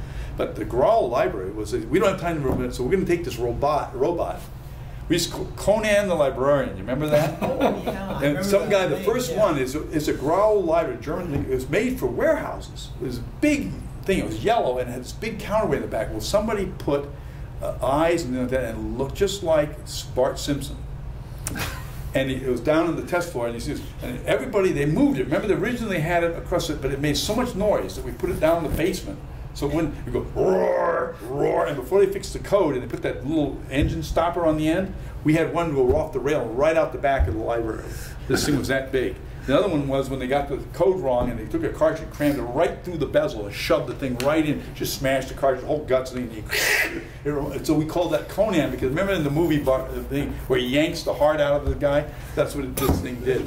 These are all the anecdotes of testing. And my office was, in those days, was above that library, and I could hear roar, roar, roar. So we had to work on quieter wheels, quieter belts to make it quieter. This was not a product. This was. Oh yeah, we sold what, 100 of them? Tape library. Our answer to theirs, they were killing us. SDK. I'm pointing to him because when he went there, he took a lot of things he knew better and went up there and basically SDK became, to me, SDK, I knew these people. I met a lot of them. A lot of them left from Boulder, IBM Boulder, went to work for Jesse Owita and Weiss. Okay. Yeah, Weiss, by the way, is a neat guy. I thought he was a sharp guy, Dave Weiss. And the SDK team, there was some guys who came out of heads that worked for him. What the heck? I ran into him many years after that. He was working for SDK. English guy. Why am I having trouble? Yeah, even John Marshall. Yeah. John Marshall. Nice. But anyway, point was, there was a lot of things. We kind of floundered. We had so much technology, so much leadership, and just floundered. It was a shame. This robot that was shoving stuff around, it's not a 3850. This is some other robot? No, the newer one, see, that's a whole nother discussion. John will spin a little bit, but when LTO came out and did their thing, they wanted to do an independent cartridge, and I fought that. And I should have known by then. I was writing my own death warrant by arguing these things. But the point was, why would we get rid of an install base? You make a cart. We finally did it with the E-cart when we put the 3590, which we only had 6 months to do it. We used the 3480 deck, put a new head in it, a crappy servo. Yeah, were you involved with that discussion then? There was Chapman, I think, was the program manager there. Yeah, I was. Yeah, Chapman. And I remember telling them that they were convinced we had to do field format. I kept telling them, you can't field format in a cartridge. It's just not precise enough for the edges, for the guiding. So don't do it, but we did it anyway. We had this compromised servo pattern, which you guys, and then DLT came out, Quantum. It came out, and they put optical servo on the back so they get precision, and that was why they took over, okay? LTO was technology that was invented by a very bright guy in San Jose on disk drives, okay? Tom Albrecht, invented timing-based servo, okay, in 1990. It was his first patent. Is that Albrecht's patent? Yeah, it's not John's. John's. So, never mind. There's a number of Teal did not invent timing-based servo. Well, it was first implemented. But then in 3570. No, 3570 had timing-based servo. Yeah, timing-based 70 was on the timing-based servo. And the thing is, we wanted to do it in the 3590, but we didn't have. They gave us when Vanderslice showed up. We had this weekend meeting, and he sat there and said, "What can we do?" And I'll give you 6-7 months to get your product out. What are you going to do? You don't start from scratch. So we basically took the 3480 deck and stuck a head on it, and things like that. Can I interrupt for a second? Can I ask Joel and Al to sit behind me, please? Oh, because they keep looking at us? I want to make a correction. 3580 was the LTO. I don't remember. And the 3570 was the...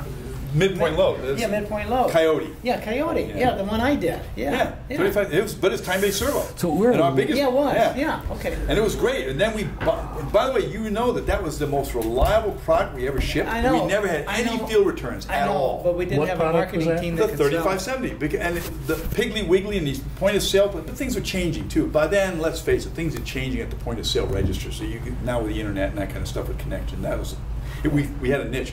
But SDK took that technology and made the single point cartridge for quick access too. Yep. So it was interesting how we cross-pollinated ourselves because of the people that left. It's great teams, and but the library. See, that's a whole other piece. Right now, the thing that is really keeping tape alive is virtualization, which people forget. The first virtualization engine anywhere in the world was MSS, where you did ass backwards. Tape virtualized disk drives. That's how. See, people don't remember this stuff. I remember when there was a debate about, because SDK wanted to file a thing because they had VSM and they thought they had a copyright on virtualization.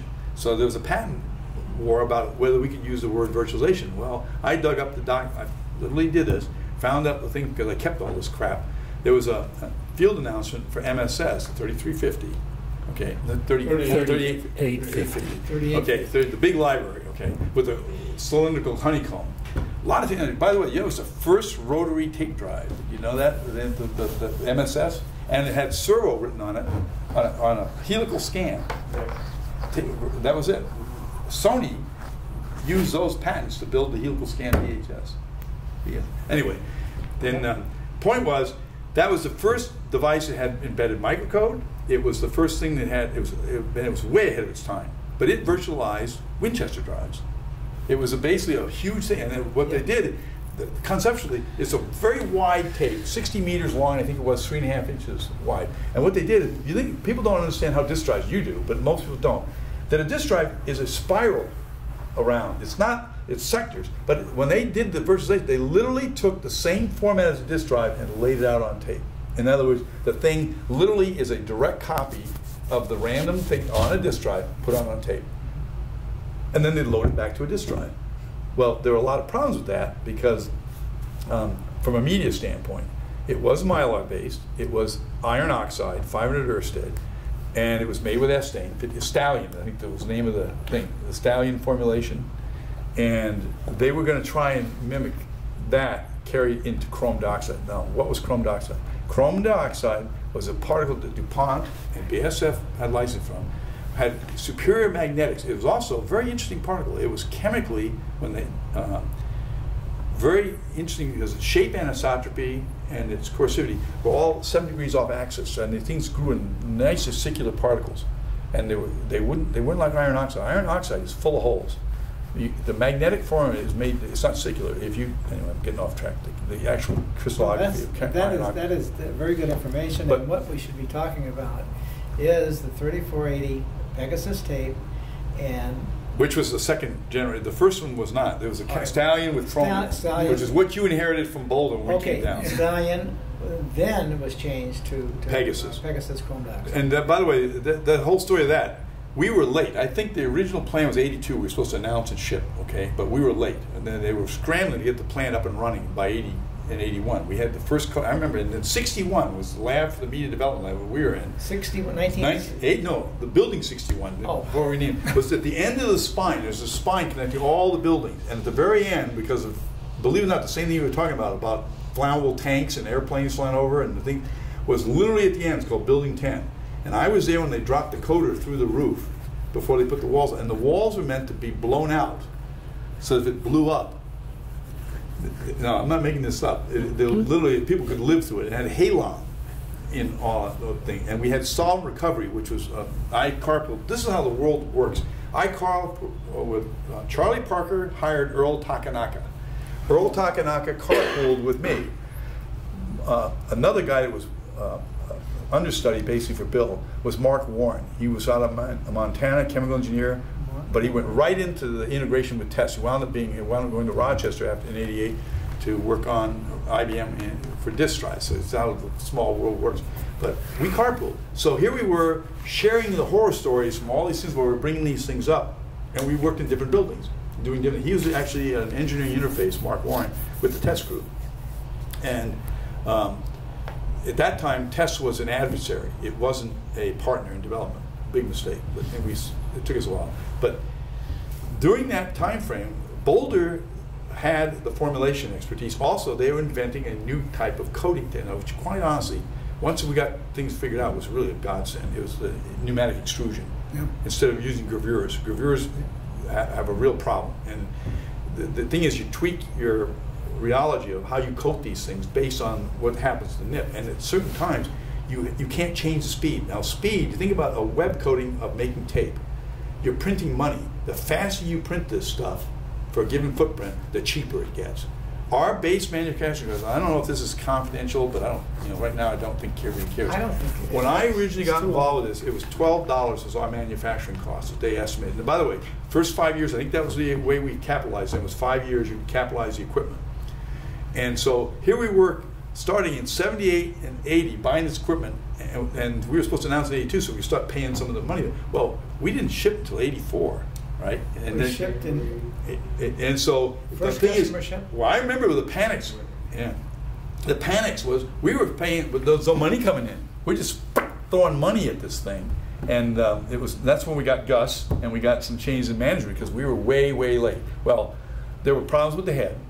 There were problems with the drive, because remember, we didn't have a flange on it at first either on the machine reel, and the tape would spiral off and fly off, and then Froelich put that little finger on it. We called it the Froelich finger. It looked like a comb after the cycles of product. Finally, we put a vented flange on it, because the problem was, originally they had the choo-choo train to do the loader. You remember that? We called it choo-choo train because it was literally a belt track that carried the whole thing to thread it.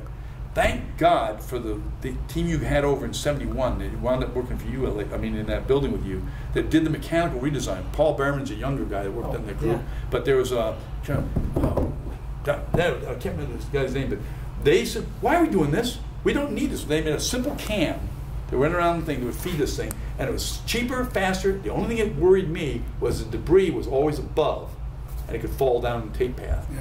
So that was one of the things that I think I said that day one, is that this is not good. We want to do something. So one of the things we did is work real hard to make the material with impregnated Teflon so it wouldn't wear and make debris. It galled, but it wouldn't dump debris. So we solved that problem before we even shipped it. But the other thing is the what do you mean you solved it before? No, we solved it. In other words, we did it in a committee. Before we actually built the prototypes, we put that thing in and made them. Because they were asking Dave Strebe downstairs, where Frandy Cormier and Bombadea and then Ganevic took it over later in the materials lab. That was in '85, I think, '84. But 84, but the point was, there were some things we solved early in the engineering phase, but we weren't lucky most of the time, as Joel and others will remember. We had many times where we'd think we were close, get in the test, and get kicked out almost immediately. And he was right. As soon as we hit hot, wet, cold, dry. Now, admittedly, cold, dry had a problem earlier with static and stuff, zapping. But chrome is conductive, so the chrome media never had the problem.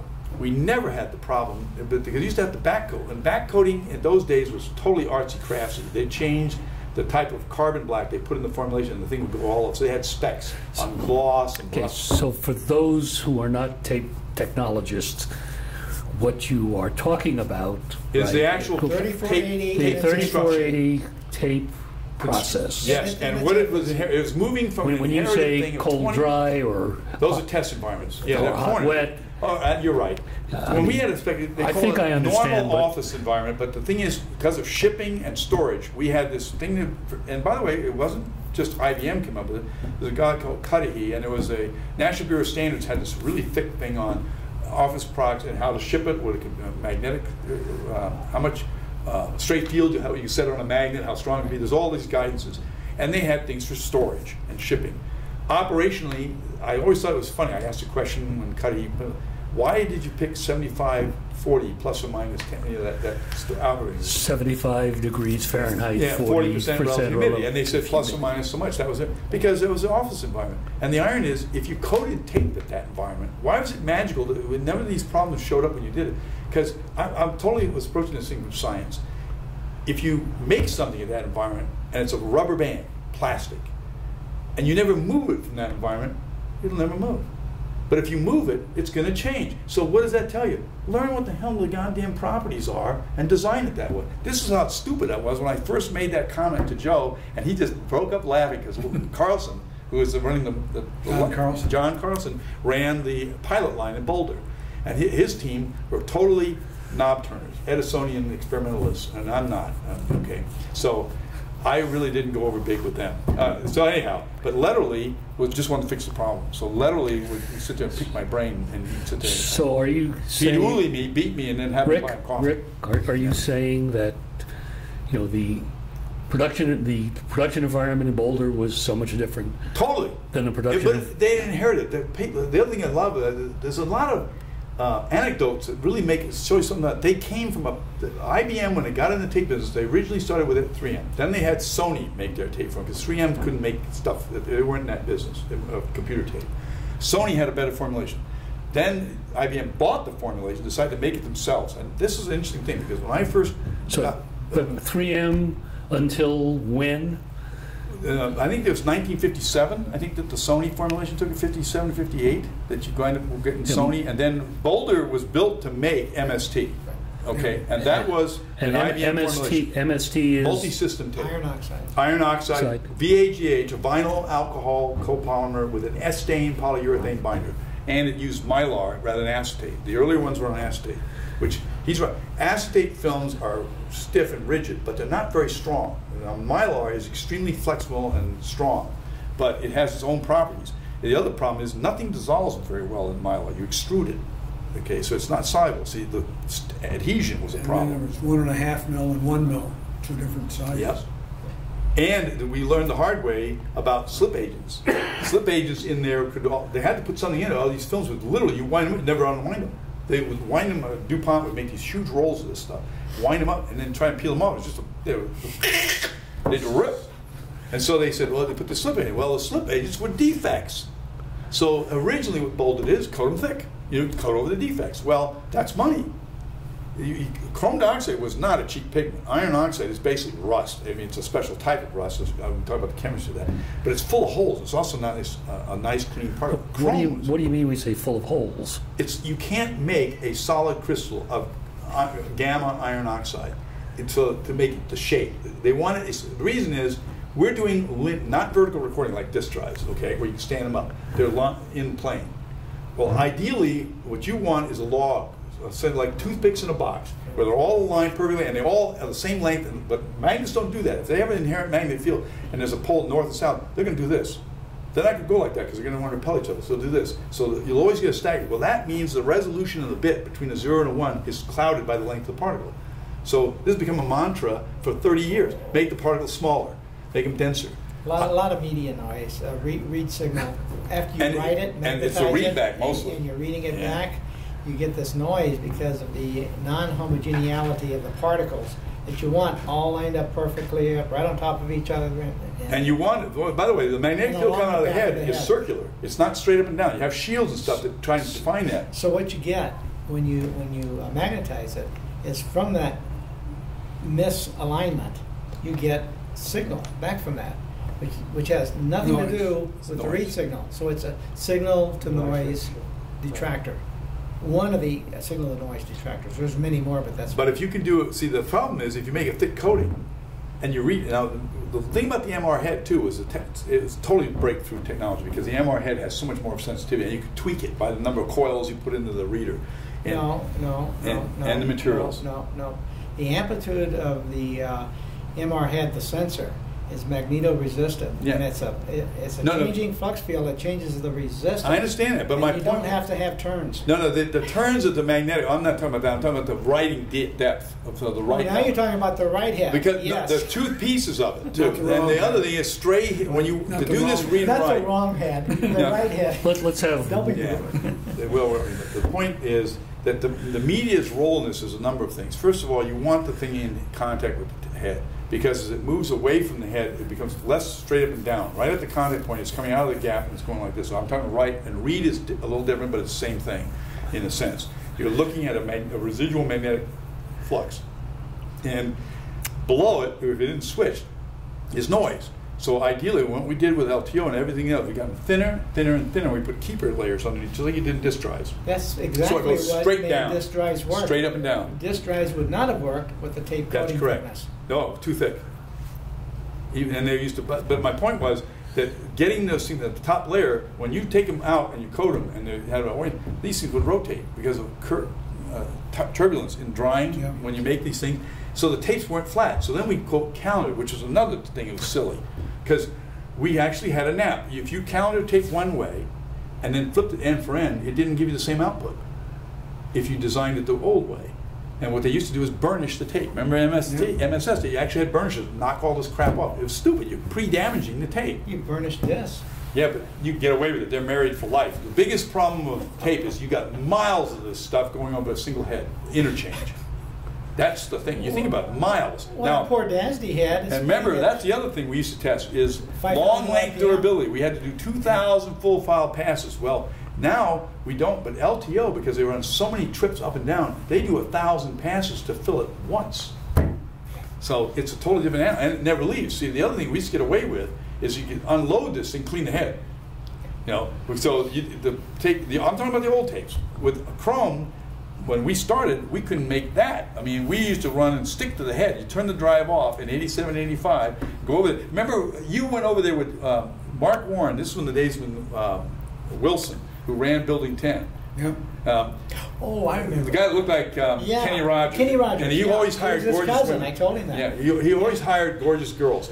We called it Wilson's harem. You go down to Building 10, and all these nice-looking girls down there. They were all bright. Mary Lovardo, Kim Albright, and Mark Warren was in his shorts at 80-75, because we were on this thing in 82, trying like hell to get this thing to pass. And he's dragging these tape drives around with the tape, just pulling around on the rollers in the test floor, showing you how bad it was stuck to the head. I remember you went over there with Rosato to look through the glass windows and test, and Mark told me this, I wasn't there, and he said, you guys came up, and he knew who they were, obviously, and he said, he's in his shorts, and he's sweating, I mean, it's hot in there, and he doesn't know they're there, and he's pulling this tape drive, he's trying to get the tape online, and he's driving along the floor, and apparently Bill says, well, I don't think we're fixed yet, something like that, and so he heard about it after the fact. And then when I'm riding home with him, and we went in at 6 in the morning, came home at 6, 7, 8 o'clock. It's not unusual. Everybody did Oh, that. the usual hours. What do you mean? Well, it was not helpful if you were trying to have a young office family. But the point was, we. Bill, do you recall that incident? Tape drives being pulled around by No. their stuck tape? But I can't recall what I had for breakfast. It's true. It's really one of the things that But happened. let me bring up something here, though. A figure of merit. If you look at the 3420 drive, 3420 Model 8, it took them. They had to clean the tape path at least 3 or 4 times a day, and it'd take them 5 minutes or more to clean it at a time. Whereas the 3480 tape drive, you had the cleaner cartridge, you'd mount it and use it once per week, and it would take 1 minute. So a heck take it of a offline to clean yeah. On it. the, Electrically offline. Right. The old 3420, but you could do this in situ with, everything working. You had to run the tape path and so on. and it wasn't even that long of a piece of tape. And the productivity, it was a big productivity gain for the customer. So you're, I mean, I So don't. it was a much Let me make sure. cleaner media is what I'm trying Once to we say. fixed It it. should be obvious because of the cleaning that's So the required. conventional 3420 was a 10.5-inch reel-to-reel Control tape, Right. iron oxide, and in the customer environment, they were required to clean Several times a day. Several and times a day. With good media. And the vacuum column and so on. You had to clean that for sure. And by the way, not all tapes were the same. Some of them wouldn't even go That's that why long. sometimes it would be, 3 times a day. The operator would have to get used to it. What's bogging me down? How come I'm getting this throughput degradation? Because you could detect an uncorrectable error, but you couldn't correct it, so you have to go back and do it again, and all these retries and everything. So, they became aware of it, and so they started cleaning it more and more and more frequently. Didn't have to do that. The reliability of the 3480 tape drive was 1 permanent error in over 1 trillion bytes written, Trichloroethylene, too. verified over a 6-month period of time. 6-month period of time in the test lab. I mean, it is a. A lot of that was electronics. It was a tremendous improvement, and what contributed to that was the Error correction code. no. Yeah, it did. It was the tape, the carbon in fact, dioxide they had a tape, the noise, less noise from the head. There used to be crosstalk and all that sort of stuff. The encoding that was used, the right technique of Error correction code. no, I want to call it. Well, it was a totally different ECC. I got. Wasn't it NRZ, and you changed the whole process by which they. Just data a was second. encoded? Just a second. It's a right equalization, is what it Yeah, is. it's right installation. Right equalization, where you from a given pattern, you pre-comp the position of the right transition, so that if you were going to hit bit shift this way, you'd write them closer together or further apart. And it can be tweaked on the fly. And it tweaked on the fly, and a big improvement in terms of reducing signal to noise, and that came from the head, minimizing the crosstalk between the writer and the reader, the shielding they did, and so on. Power supply, the whole thing in the power thing. But all of the noise contributors were reduced to a large degree, and the tape itself was much better in terms of continuity, consistency, in terms of the recording surface, not as many abrupt abnormalities, and the adaptive cross-parity error correction code, which they used to not correct the errors, be able to correct the errors on the older tapes. What they'd have to do is just retry it. You'd write it, read it, get an error, you'd have to redo it again. Adaptive cross parity was a correction code, so you would introduce that also. And this run that I'm telling you about had all of those factors on a final drive, run extensively over a long period of time. I think it was up to 6 months, but I remember, building up to it, and it kept going. I think it was several months, Joel. I don't know if you remember, but it was enough data to make the claim that there was less than one detected permanent error and 1 trillion bytes transferred. That is, everybody thought we were lying. That is thousands of orders of magnitude. Well, actually, we didn't quit till 1987. We ran that same drive, and we never had an error. Did you? Yeah. You kept doing it? We ran 10 to the 12th. I know I did. That's the trillion. Yeah.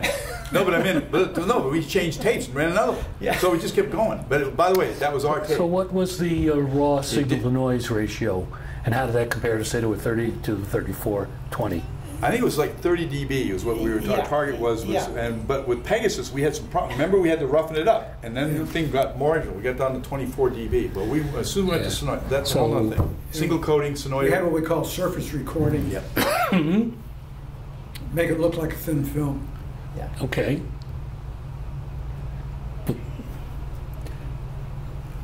Tell me what surface recording Well, was. if you have a big magnet like this, we would only record on.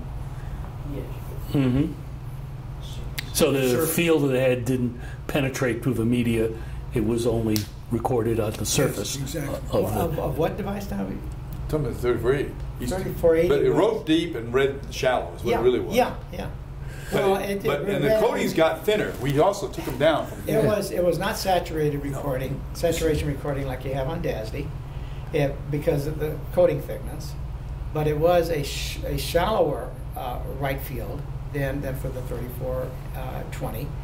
But when you read it back, the flux at the transition is still there, and so you pass the head over it, and the read sensor will, ferrite gap, would pull that in, and it would get coupled through the magneto-resistive element, and it would change its resistance, and you get a signal. There was this thing about the unsung hero. That whole piece he's talking about was in the ASICs that IBM developed and designed. Larry Treader and people like that group. Because the preamp tuning, I mean, he developed this thing with... the electronics did have a phenomenal amount of killing the noise. Because our other problem is we couldn't make enough media. When we shipped it, this is one of the things, I remember when Art Anderson came down and we had all the new hires with Brent and all that sitting at the table, and it all supposed to introduce it. This is in the old cafeteria, and he's sitting there, guy with white beard, long hair, and white coat. He looked like Jesus Christ. He really Art was a neat guy. Physicist, PhD in physics. He's sitting at the table, and he had everybody introduce themselves. And I was the only one there from tape, media. There was one other person from manufacturing. And then Brent Beardsley, who wound up becoming a thing in micro, he was MSS microcoder when he started in Tucson. Sitting at the end of the table, says, "Why are we building this tape plant at the back?" He said, and I started coming out of my chair, and Art Anderson said, "No. Anybody else in the room besides Rick want to answer that question?" Besides Rick. And well, how do we run into this? Is that other story when he ran into my lab and I told him to get out because I didn't know he had no business being in my lab with a white shirt on. And so he's the division president, he's walked in. He said, "No, this is my lab." And I said, he said, "I'm Art Anderson." I said, "Oh, oops, I knew who he was. I never met him." And I said, "Okay, I better start packing." He was wandering around the lab, and then Mick came running around. Well, he didn't want him out of his sight. Marchese. Because I thought Mick was going to smoke another pack of cigarettes right then and there because he was so afraid that this guy was going to find out something. Because we were still dealing with stick then, and the whole thing was being delayed. We were still doing the essaying and stuff. But anyway, he asked, "Why are we doing this?" And nobody said, "Well, I guess." I said, "Wait a minute, what is the purpose of this site?" And I think this is relevant to this whole thing about 3480. What's the purpose? Why is IBM investing $160 million was that site I think it was supposed to be able to cost? It's some number he threw out. I think it was that. And he said, well, to meditate. That's it. We're in the business to sell tape drives. The tape drives then support our software and our operating systems and microcode and business thing. And we sell computers. We need storage. We sell big DASD. So we need tape drives to offload some of that stuff today. So, but why do we have to do that tape plan? Nobody. And finally said, "Okay, Rick." Why? I said, "To sell tape drives." And he goes, bingo. He said, without the media, it's like having a fast car and trying to drive it on a sandy beach. That's good. And he goes, you guys better wake up. That plant has to work, or we don't have a product. And you could have heard a pin drop, because we were a bunch of bastards. We just stunk up the atmosphere. You know? Think about it. That's people used to tell my labs to get out of here. It smells. You know. And then none of that chrome dioxide. These guys decided by trial and error that the dispersant they were going to use was lecithin, soybean lecithin, Yelkin. Remember? Yelkin. And they had bought the entire development batch. They had one 55-gallon drum in Boulder that they bought in 1969, I think it was a 70 that they bought. And they were using it to test it. They were working on MST, and MSS used it. Well, chrome dioxide turned this stuff into putrescine. Putrescine is the, human beings are not supposed to eat rancid meat. Now, some people do in certain cultures, but you can smell that stuff at parts per trillion. Okay? So there's a reason. It makes you nauseous. The other one is sweat. Okay, the smell of a gym shorts and things like that. It's valeraldehyde. This is all the chemistry you don't need to know. But Building 10 smelled like valeraldehyde and putrescine. You go in there, geez, what's that smell? But you get used to it. Yeah, what smell?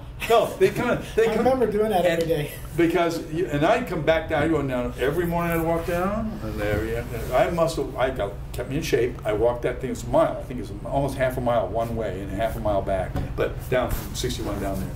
But anyway, after a while, when I left and walked back, I could smell it, and and then we figured out how to fix it. But anyway, the point was, we had a reputation of being the guys that stunk up the site. Because everything stunk. And fresh tape, when it was first slipped, just smelled like this stink. And then we started back coating it. Pegasus, we had a problem with the surface smoothing. It was too soft. And Bill, I was telling him that when we signed off and solved the stick problem, that was chemistry. But the mechanical properties, that's a whole nother story. IBM basically was the first company that I'm aware of since or during, because now I have access to the histories from other people, Memorex and Pexel. Nobody did mechanical analysis on tape, and there's a whole nother story there. DuPont made the first thin film to make a wedge. There was a thing called Rio Grande that did fibers that you could do torsional braid analysis, stuff to do a mechanical, or instrons, where you, like metals and stuff, you pull them in a little dog bone. Well, tape, you couldn't do it. You could do it on the substrate, but as soon as you start pulling it, you got nothing for the coating. All you got is some mylar. So it's a waste of time. A 980 was a vibrating two arms that would clamp, two clamps, and DuPont developed it. And this is how IBM's technical capabilities in the 70s and 60s really were world class, like Bell Labs. They had the very first prototype ever given to anybody else was in the San Jose Materials Lab, Irma Barlow, and a guy named Bruce Prime. And we were at an ITL, we being my tech, Terry Martin, who came from Boulder. Nice, great guy. But he's one of these people who couldn't talk in front of a crowd, and every time I try to give him, I don't like taking credit for other people's work. That's another thing that got me in trouble, because you're supposed to let other people take credit for their thing. Anyway, the point is, he wouldn't get it in front of himself. I constantly put his name on the papers and have him say, you give it, you give it. So he'd do it. But anyway, this guy was really a hero in a lot of ways, because he was an unsung guy who would just keep working and do this stuff. He wasn't just your normal tech, he was my partner in this stuff. Because we were ordering a TGA, remember we were staffing everything up, buying all new equipment. So we got a TGA, thermogravimetric analyzer, a differential scanning calendar, all the normal thermal stuff, and a TMA, a thermomechanical analyzer, which in those days is not the same. It's a probe that penetrates. That's not what you need. You need to have a thing and measure this thing as a function of frequency and tension. And we started off doing tape because we couldn't make coat. Then we learned we could actually coat the inks when they were stable. That's in hindsight. Bill wasn't there by the time I realized this to go tell him that we finally had an epiphany. That if you coat something out of a solvent and it cracks, why would you make tape out of it? I mean, think about it. How simple is that? And yet, here I am dealing with all these other companies that sending us there. We put it on a Teflon plate. Now, admittedly, we got away with murder. Tucson has a very unique atmosphere in the sense it's dry.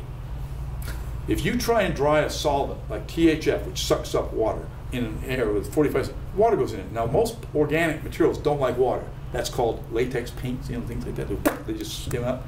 So we were constantly making free films. As soon as we tried to work in Germany with MTech and stuff like that, they couldn't make films. So we went with all the trouble of, this was really fun, trying to take through an airplane a thing loaded with THF, a solvent, I'm not kidding you, how many times I snuck them in it sounds like, honest to God, we actually had cans of Burma shave that we stuck this stuff inside the can to get it through, to bring customs, so we could bring these flammable things on an airplane. But you didn't hear any of that. Anyway.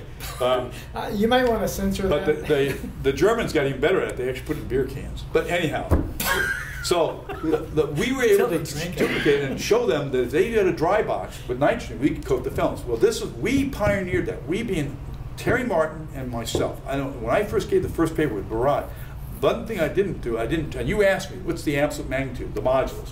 I didn't have any faith in the correlation because I tried that. I took the same 3 films, mounted them, and they'd be 20%. Well, you can't do comparison with 20% error, unless you're in the government, you know. But the point was, we said, but the transitions, the thermal transitions, so where this thing turns from a solid to a soft is absolutely crucial to design a tape. The other thing is, there's this thing called the loss modules. It's a peak that looks like this, a tan delta, where it changes tangent of delta.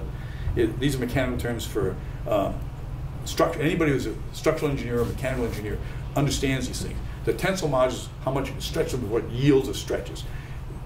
Polymers should be tough. They should elongate, and an elastomer goes back. What do you want on a tape clip? You want it to go back. The last thing you want to do is have it stretch and stay there. It's called injection molding, right? But you get more tape that way. Yeah, you said that. No, it was you. Who was it that said that? Geist. Tom Geist in Boulder said, well, you make it more. We stretch the bits. Anyway. Don't work our way. Then we did, a guy named Ron Ford, he did finite element analysis and proved that, luckily I talked to this guy. And this is what I meant. Fundamentally, if you want to solve something, it isn't just one person that thinks of these things, it's teams of people that have insight that talk to each other. The one thing I found early on is that if you don't listen, and it sounds like I never listen to anybody because I'm always talking, but I had an amazing number of people that just in San Jose, in Mainz, the materials lab in Mainz, Germany, Singelfingen, my God. And then the people in all these different, Jafar, Sweden, and the guys in Yamato. I mean, it was an impressive group of people. And then even when I finally got to meet them in Hursley, I mean, Hursley was off doing disk drive stuff, and they were great. English, I'm English ancestry, but you know, but we're Americans. I thought you were Arabic. No, I just grew up there. And anyway, the point was that when we got involved with the tape program, there was the heritage was the old iron oxide. Chrome dioxide was totally unique. DuPont had been making Croylin tape, which was C-R-O-Y-L-N. It was a videotape based on chrome. So they thought they understood, but they did the same thing everybody else did. They took this particle and stirred it into conventional iron oxide. Well, it was falling apart. You remember, they tried to send us their tapes, and they died.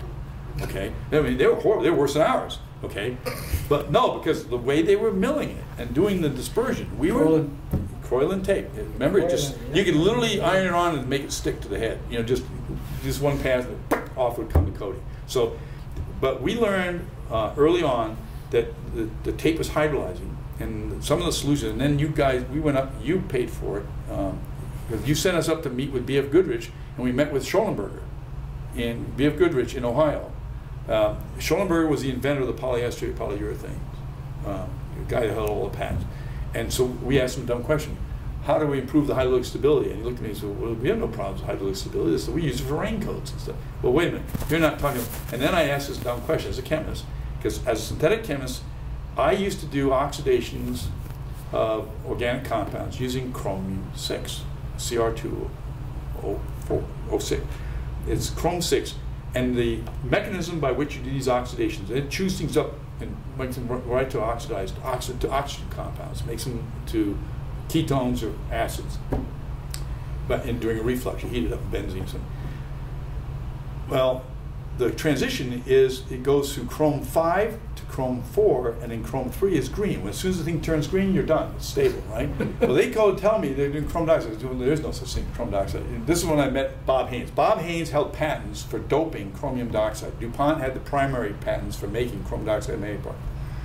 It's a unique crystal structure. It's got the structural similarities to sapphire. It's extremely hard. It's also extremely conductive. It is really like, might as well be iron, okay? It's that conductive. But it had a 500 Ørsted cursive, 500 Ørsted, and about 600 was max until we doped it with iron. You get it to 900. But at that time, it was 500 Ørsted. The other thing that was unique about it, it had a very low Curie temperature. It would lose its magnetization at 125 degrees Celsius. Iron oxide is 450, which means in a fire you could erase this stuff. Okay? So, but it also had very unique chemistry. Chrome 4 has a lifetime in solution of 10 to the minus 10, 10 to the minus 11 seconds. So it's not stable. So I asked, when they first told me, this is literally, and when we all got in that room in Boulder, this week, Dennis Byrne, Mark Warren, myself, Casil, all new hires, they're giving us a briefing on where we're going. And they popped up this chrome dioxide. I said, wait a minute, is that misspelled? CrO2? That's chrome 4. Yeah, why? That's not stable. Oh no, it's stable. DuPont said, I don't care what the hell they say. Chrome 4 isn't stable. The crystal is. But the chrome 4 lattice, anywhere there's a defect, and they had the CrOH, they said they passivated by making it hydroxide, which is bull, okay? And the point is, I spent the first 3 months talking to a guy who had an SEM so I could keep looking at these particles. They look like big fuzzballs. This is all in a series of slides that you need to have. I'll give you this. And by the way, that tape I gave you about the, I actually put them up. Yeah, I think we're getting a little too deep at this point. No, I'm just telling you what the problem was. Because in order to have the fix it, you had to fundamentally understand the surface of the particle, what it did. Once we understood that, I went off, and that's when you gave me the thing, go do it. Just don't tell it. Because we were supposed to get this product out. We did it under the table. It was basically a Skunk Works project. Wait, Rick. Sonoida. You did a lot of stuff. Okay, you're talking Sonoida. I'm here. Pegasus, we had, and I told there was a task force, and we solved the stick problem. Pegasus had chrome dioxide. All of them were. They were talking, the entire 3480 was predicated on using chrome dioxide. The SNR was needed, had to have chrome in it. The other problems that we had, conductivity, we weren't going to backcoat it because it was conductive. But why the problem? The problem it was the chemistry hydrolyzed the binders. While you're milling, the molecular weight would go on 120,000 down to 20,000. So what happened, instead of being this rigid plastic, ooze would come out and it would stick to the head. Okay? Now, Pegasus is... not yet. The first thing was made with S-stain. And we tried a bunch of different S-stains trying to fix the problem. We then, almost by accident, Bob Price and had asked for samples from other companies. We got this thing from Morton Chemistry, Mortain, and there was a couple of them, 300, 310, 320, 330. We didn't know anything about what they were. But of course, the first thing you asked me is, what are they? So we started analyzing, and we did. They made small runs, test them. Turns out they didn't stick. They didn't hydrolyze. First thing we did was do GPCs, did extractions to prove that the molecular weight didn't degrade while we're milling it or coating it. And we put in 125, 30% relative humidity to age these things and then run them again. And we didn't get aging. It was hydrolytic stable. And then it took me a while to figure out why. Cyclohexane methanol was the polyester polyurethane it was made out of. And the trick there was when they got to talk to the chemist, Charlie Amasarkas. We staggered the polyester, so it wasn't just dipic acid, it was the things aren't the same length. If you want to have two things that don't crystallize, don't let the blocks line up, okay? So what we did is increase the length of the thing and it won't entangle. Now we could raise the amount of the hard segment, the thing, encapsulate chrome reactively. We got a patent on it, by the way, which wound up making, the last I heard, we made $56 million off of royalties. But I never saw any of it. But the point was, and it never came back to Tucson. That's the other thing. It all disappeared in corporate, you know. But anyhow, the thing, what I'm trying to say is, when we started, there were 16 manufacturers of computer tape in the world, okay? And everybody thought our formulation stunk. Memorex came out with one that stuck almost immediately. They had the stick problem worse than we did. 3M had their black watch, which stuck like crazy. BASF actually came out and said, we are better, we are German, we know everything. Yeah. And so theirs was almost as bad. But pretty soon, within not even 6 months or 7 months, there was Anacomp, Rome paid IBM to use our formulation. Our problem is we couldn't make enough tape. That plant was designed to make 10 million cartridges. You remember, we had people in the warehouses redoing this stuff, rebuilding, because they completely canned all the automation to make these things, to move them around. Remember, we paid all that money for the robots to move the stuff around. We couldn't. The throughput was too low, and we could not make enough boxes. You remember, the heads would go through burps every once in a while with the thin film line. and we'd lose head production. Whoop, and that early on, we were eating heads in the field because of the stick problem. Not that stick, but the Pegasus problem with the debris from the back coat sticking to the front coat. I don't remember. Oh, Yeah. I wasn't around for Well, the field that's problems. right. But you remember, Joel, you remember, we probably did. remembers. And I tried. I said, don't ship it. But boy, that was not popular with Jay Hassan. Well, and you remember that. I think I told you that. You said, Rick, just keep at it. Keep doing it. And we ran it at midnight. The run we called 3356, which is Julian dates. So it's 1983, November. We snuck this couple of jumbos through the line, and it had no hard bands. Okay, dead flat. It had an orientation ratio of 4 with the standard, because if you design the thing right and the polymer is around the particles and you put it through shear, they go and they line up. And none of that, because of the way I designed this thing to be totally insoluble in MIBK, that we were stuck. We had a plant that was designed with THF MIBK. It made no sense that when you flash off the THF that the secondary solvent swells it. Everybody else in the world used cyclohexanone because it made it look shiny. Cyclohexanone never dries. You ship a jumbo with half a gallon of cyclohexanone in it. You can smell it. The sweet smell is like. I said, wait a minute. If I have a polymer and it's swollen, what's going to happen over time? It's going to shrink, which is cupping, which was killing us. The thing would go like this and run against the guys. We get to scrape the edges off. As soon as I remember pitching that. You were, I don't know. It was 83. Yeah, you were. I pitched it to you and then to. I remember the cupping. Yeah, I remember you asked me very good questions too, without patronizing you, about tell me why this is fixed. We had engineering data showing. I said, well, if I don't have any swelling, if swelling is the reverse of drying. If I can swell this stuff and it doesn't swell, that's how we tweaked the binder. The binder that I went up to with Charlie to Lake Geneva, Wisconsin, and we poured this shit out on a cookie sheet, and then hit it with liquid nitrogen, hit it with a hammer, and I flew back on Monday with a sample of 4 resins, 371, 370. They were all different ratios. And what we were trying to do was optimize the wetting of the hard segment and the length of the polyester so we get toughness. What I wanted, you can't just make this thing brittle, hard as a rock. It still has to bend. So we wound up making this thing 371, where we designed the polymer length was 22. There's a whole bunch of things that are in the patent that never tell you exactly what works. We described it. Of course.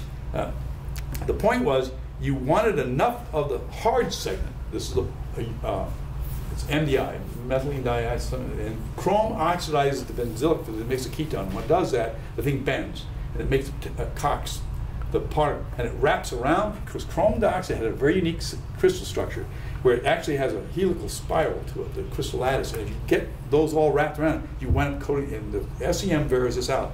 You look at the particle gold coated, and it looks like a hot dog. You take the gold off, you look through it, all you can see is the particle, and there's this little thin shell of binder. All the binder is the hard segment, all the rest of it is polyurethane, ester. It's soluble in MIBK. The hard segment isn't. So when it starts to dry, those 2 soft segment phases do this, entangle, and they don't go apart. And, so and that caused... The glass transition goes to 40 degrees C, so we never got above it, and we had a long rubbery regime that made it tough, you could bend the thing, and it didn't cup. Because all the stresses relieve when you dry it. So our tape was dead flat. We had better signal noise, 35. Remember they had a mistake. They left the magnets out. They were cleaning them because they had crap all over it from a web break. And it still got 3.2 orientation because of the effect of the rheology. Yeah, that solved the cupping problem. The amplitude, head wear, because the other thing is, the other problem is the baby butt. We used to wear one part of the head because of the compliance. Right. But now, and Pegasus made it worse, because now we had a back coat that was not counted, a front coat that was, and the thing was it did this. And we winded up on, it was a disaster. And I remember saying, don't ship it. But we had to. The thing was so late, everyone was pissed. And Gus came in basically with the demand to get this product out, period. But anyway, what the good news is that really was a breakthrough. To me, after I started talking about this in the chemistry thing, we wound up getting out of the tape business, making tape very early on. But for the longest time, for a while, especially when Rick Myers wanted to listen to us and stuff, we had a very small group, but we were telling everybody else in the world how to make tape. Rick, talk about the hard bands in particular, because that before we go off, and it's almost time to break well, for it's lunch. good to get this out of the way, because if you start from scratch on this, it's going to take you 2 hours. So why don't you just Tom, I'm factor sorry. that in? It's just a lot of anecdotes. Factor the hard bands in because. Well, hard bands originally, because of when we put back coating in, it was a nightmare. The other problem is rheology. When you coat these things in a HPC, it's a new membrane, and you got it's not a gravure. Gravures have grooves in them. The ink sits in the grooves, and there's a little blade that comes up, knocks the tape off. So the grooves lay down like printing. Okay, what Joel's companies do now. Of course, nobody does that anymore, do they?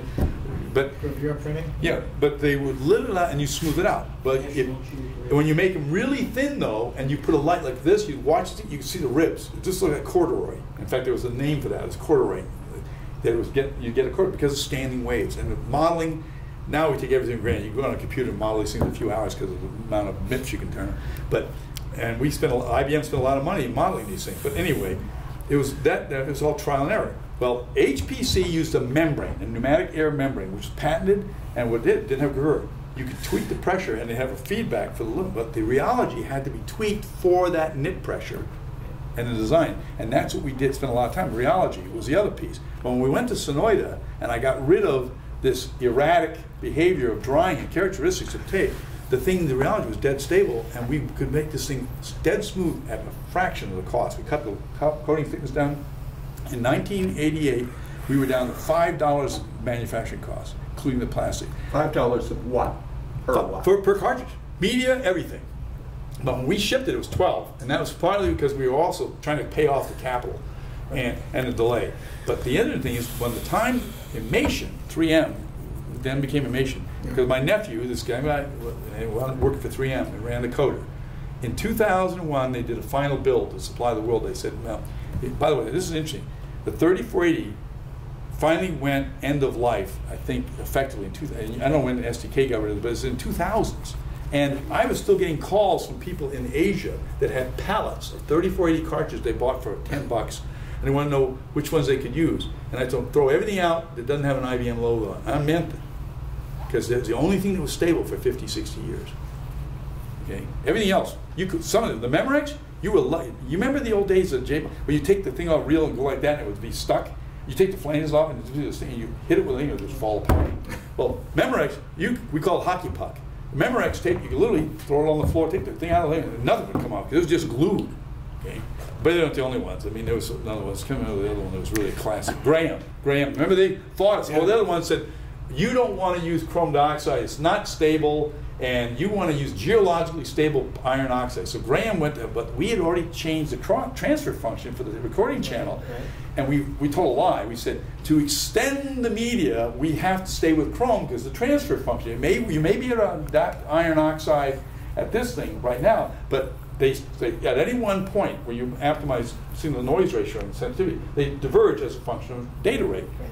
Well, we never did change it, but the argument was you have to stay with chrome. So then we convinced the industry, and the standards, good old Paul Sager, who went to the standards industry, IEEE, and we wound up getting that standard in. So pretty much within, 5 years, everybody made chrome. Okay, but net, with your, what I call reformulation, but it was actually the process, formulation. No, the process was fixed. We had to change, I had to adapt that formulation to didn't you change some feeds and speeds, or was it exactly they just went faster and faster. In fact, I love it. When 3M bought the plant, they said this line, because all they made in Building 10 was one product. Okay, they had one coder. So and they could never go faster than 300 feet per minute. Within 2 months, it went to 600. The chemistry, the formulation, the processing finally evolved where you had the glass transition temperature at the point where you wanted it, the stability and uniformity of the process from the formulation, resolved the isolated areas of cupping, hard banding, and adhesion, of course, and headwear. Headwear, that's what I was. Headwear dropped like a rock. Why? Duh! We made a flat tape that didn't change from the inside of the hub to the outside. See, the other thing is, remember, you wrap this thing up, you compress it, so that the inside gets smoother, the outside gets rougher, unless you back coat it. If you back coat it, you emboss crap on the front coat. Right. And that's no good. The other thing is that it's in this video I showed you that we sent to customers, because a couple of guys, the Bank of America, there's a classic example. That's a whole other anecdote that's funny, but I wound up getting involved with customer briefings, which I don't believe anybody did that at the time.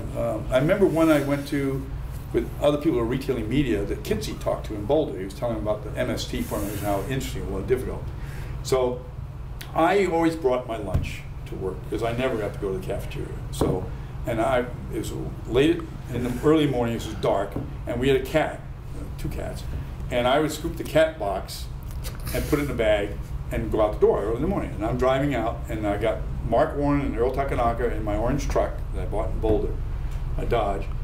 And I made my lunch, my sandwich in the dark, and I grabbed these bags, and I'm driving, I go in the garbage to throw the cat litter out, get in my truck, except I'm driving and Mark gets in, and he says, geez, something smells. So then we get Earl. Now he has to get out because there's only 2 seats that you have to tip forward. This is 2 doors, it's a Ram Charger. Earl gets in and sits in, and he grabs this bag in the back thing, and he goes, geez, what the hell is this? And I said, oh, well, I guess I'm going to have to eat, because I threw my lunch out and grabbed the cat litter and drove to work with the cat litter. And this is the days we had to go down Pantano and Houghton, and there was no bridge, and you had to go, if you hit rain, you had to go all the way around, so that we did that. So it was a longer drive than normal, so this thing really stunk. So I remember this, because we got to where the thing was in the water. Earl hands Mark the bag, they roll down the window and toss it out the door, which, in Arizona, you just don't throw litter on, or Colorado, you get shot throwing litter on Colorado. But so that was, so I go to the cafeteria, I'm in my coat, and I'm sitting there, Your lab and coat. my lab coat, yeah, my blue lab with chrome blacks. And anybody who worked in media in those days had black robes, okay? Shoes were black, everything. So I'm sitting there, I can't even remember what I was eating, but this guy comes up, who was it? Mill Cochran. You remember Mill? Mill was the guy that was involved with the marketing team talking about tape management, stuff like that. Very interesting man. Got it. Anyway, Mill Cochran comes in and says, Rick, what are you doing here? I said, well, you never believe this. I threw my lunch out, and I hauled the cat litter work, so I'm having to eat. He started laughing. And so he disappears, and the next thing I know, I hear this raucous laughter on these tables behind me, and this guy walks up, Johnson from marketing. Said, I want you to come talk to these guys about what's different about our tape. Before you even got the rest of the question, what do you mean? Tell them it's patented, we own it. Nobody makes tape that works on this drive but us. We can't say that. Well, tell them, that's why you should buy IBM Media. So I go to this meeting. I had enough time, no briefing. This is the old days of foils. You remember the things where you got the policies with the secretary, you had one, so you could do all the colored stuff. I did my own. Oh, okay. All I know is mine were typed, every once in a while I would do yeah, and mine looked like hell, you know, because they were all typed and hand drawn. But I never did the hand drawn because my writing is horrible. Can you bring this to an end, please? Yeah, you don't blame him. The point was that I went and gave this briefing and told them that this is why IBM Media is unique. And so after that, they decided that it really worked. They wanted me to talk to customers, which I thought was, so they made this videotape that I gave you these 2 reels of that goes through the excruciating detail. Well, a couple of these guys weren't buying it. They thought it was all propaganda. So one it was Bank of America. And this came up, anyway. He showed up and he had this folder, because I was showing him slit edges. The other thing I was trying to talk about, with Andy was talking about some of the problems. If you make this coating where the binders are encapsulated and they want to string, when you go to slip the tape, you're not cutting a cookie. You're certainly ripping like when you take a sheet, you get the warp thread, you go right down and just strip like that. It's called, especially if you're below the glass transition, because now you're cutting a hard material and it cracks rather than tearing. Okay, I had SEMs that were done by Lee Randall in the materials lab downstairs of our edge and every one of the competitive tapes. Okay, and you took a look at that and you say, why? Because the ones like the 3M and the others, they cookie crumb. They look just like a piece of gingerbread, like that, because it's crushing. It's not tearing. Then there are the ones that are really bad. You see these little strings of, like taffy, because they're that soft. And I said, would you want to run that on a tape drive? And if you don't believe me, here's what the heads look like when I run this stuff. And I had pictures of the. So after they left that meeting, they said, well, this guy showed up about 2 months later. And I recognized him, and he has these pictures. He had a Carnegie Mellon take pictures of tape. And he didn't tell me which one. He said, tell me what these are. Okay, well, obviously your contrast a little different, the magnification, so I'm comparing. But that looks like 3M, that looks like Rome Polant, that's Anacomp, because that looks like ours, but the edges aren't good. This is ours. And he said, and this one, I believe, is Graham. And the guy flips him over and he said, That's it, I'm done. He told us, programmer, you ever buy anything else again, I'll fire you. because the thing is, this guy had told them they saved $50,000 by buying these tapes from 3M, and he got them into his library, and the whole library is now contaminated. Let me close out with this. 3480 would have been a good success overall, long term, unless it was. No, that's not fair. No, I had the advantage of having access to Almaden, which was then the IBM Materials Lab, and Thor Smith, Terry Martin. Just use what I said. No, I'm not being humble. I'm just saying that it's a fact. There's a team, and Joe Rankin. Think about it. How many iterations do we turn around every week? I remember. On things. We just turned 8 or 9 tape iterations. Rick, I think that's the perfect ending. Thank you. Thank you.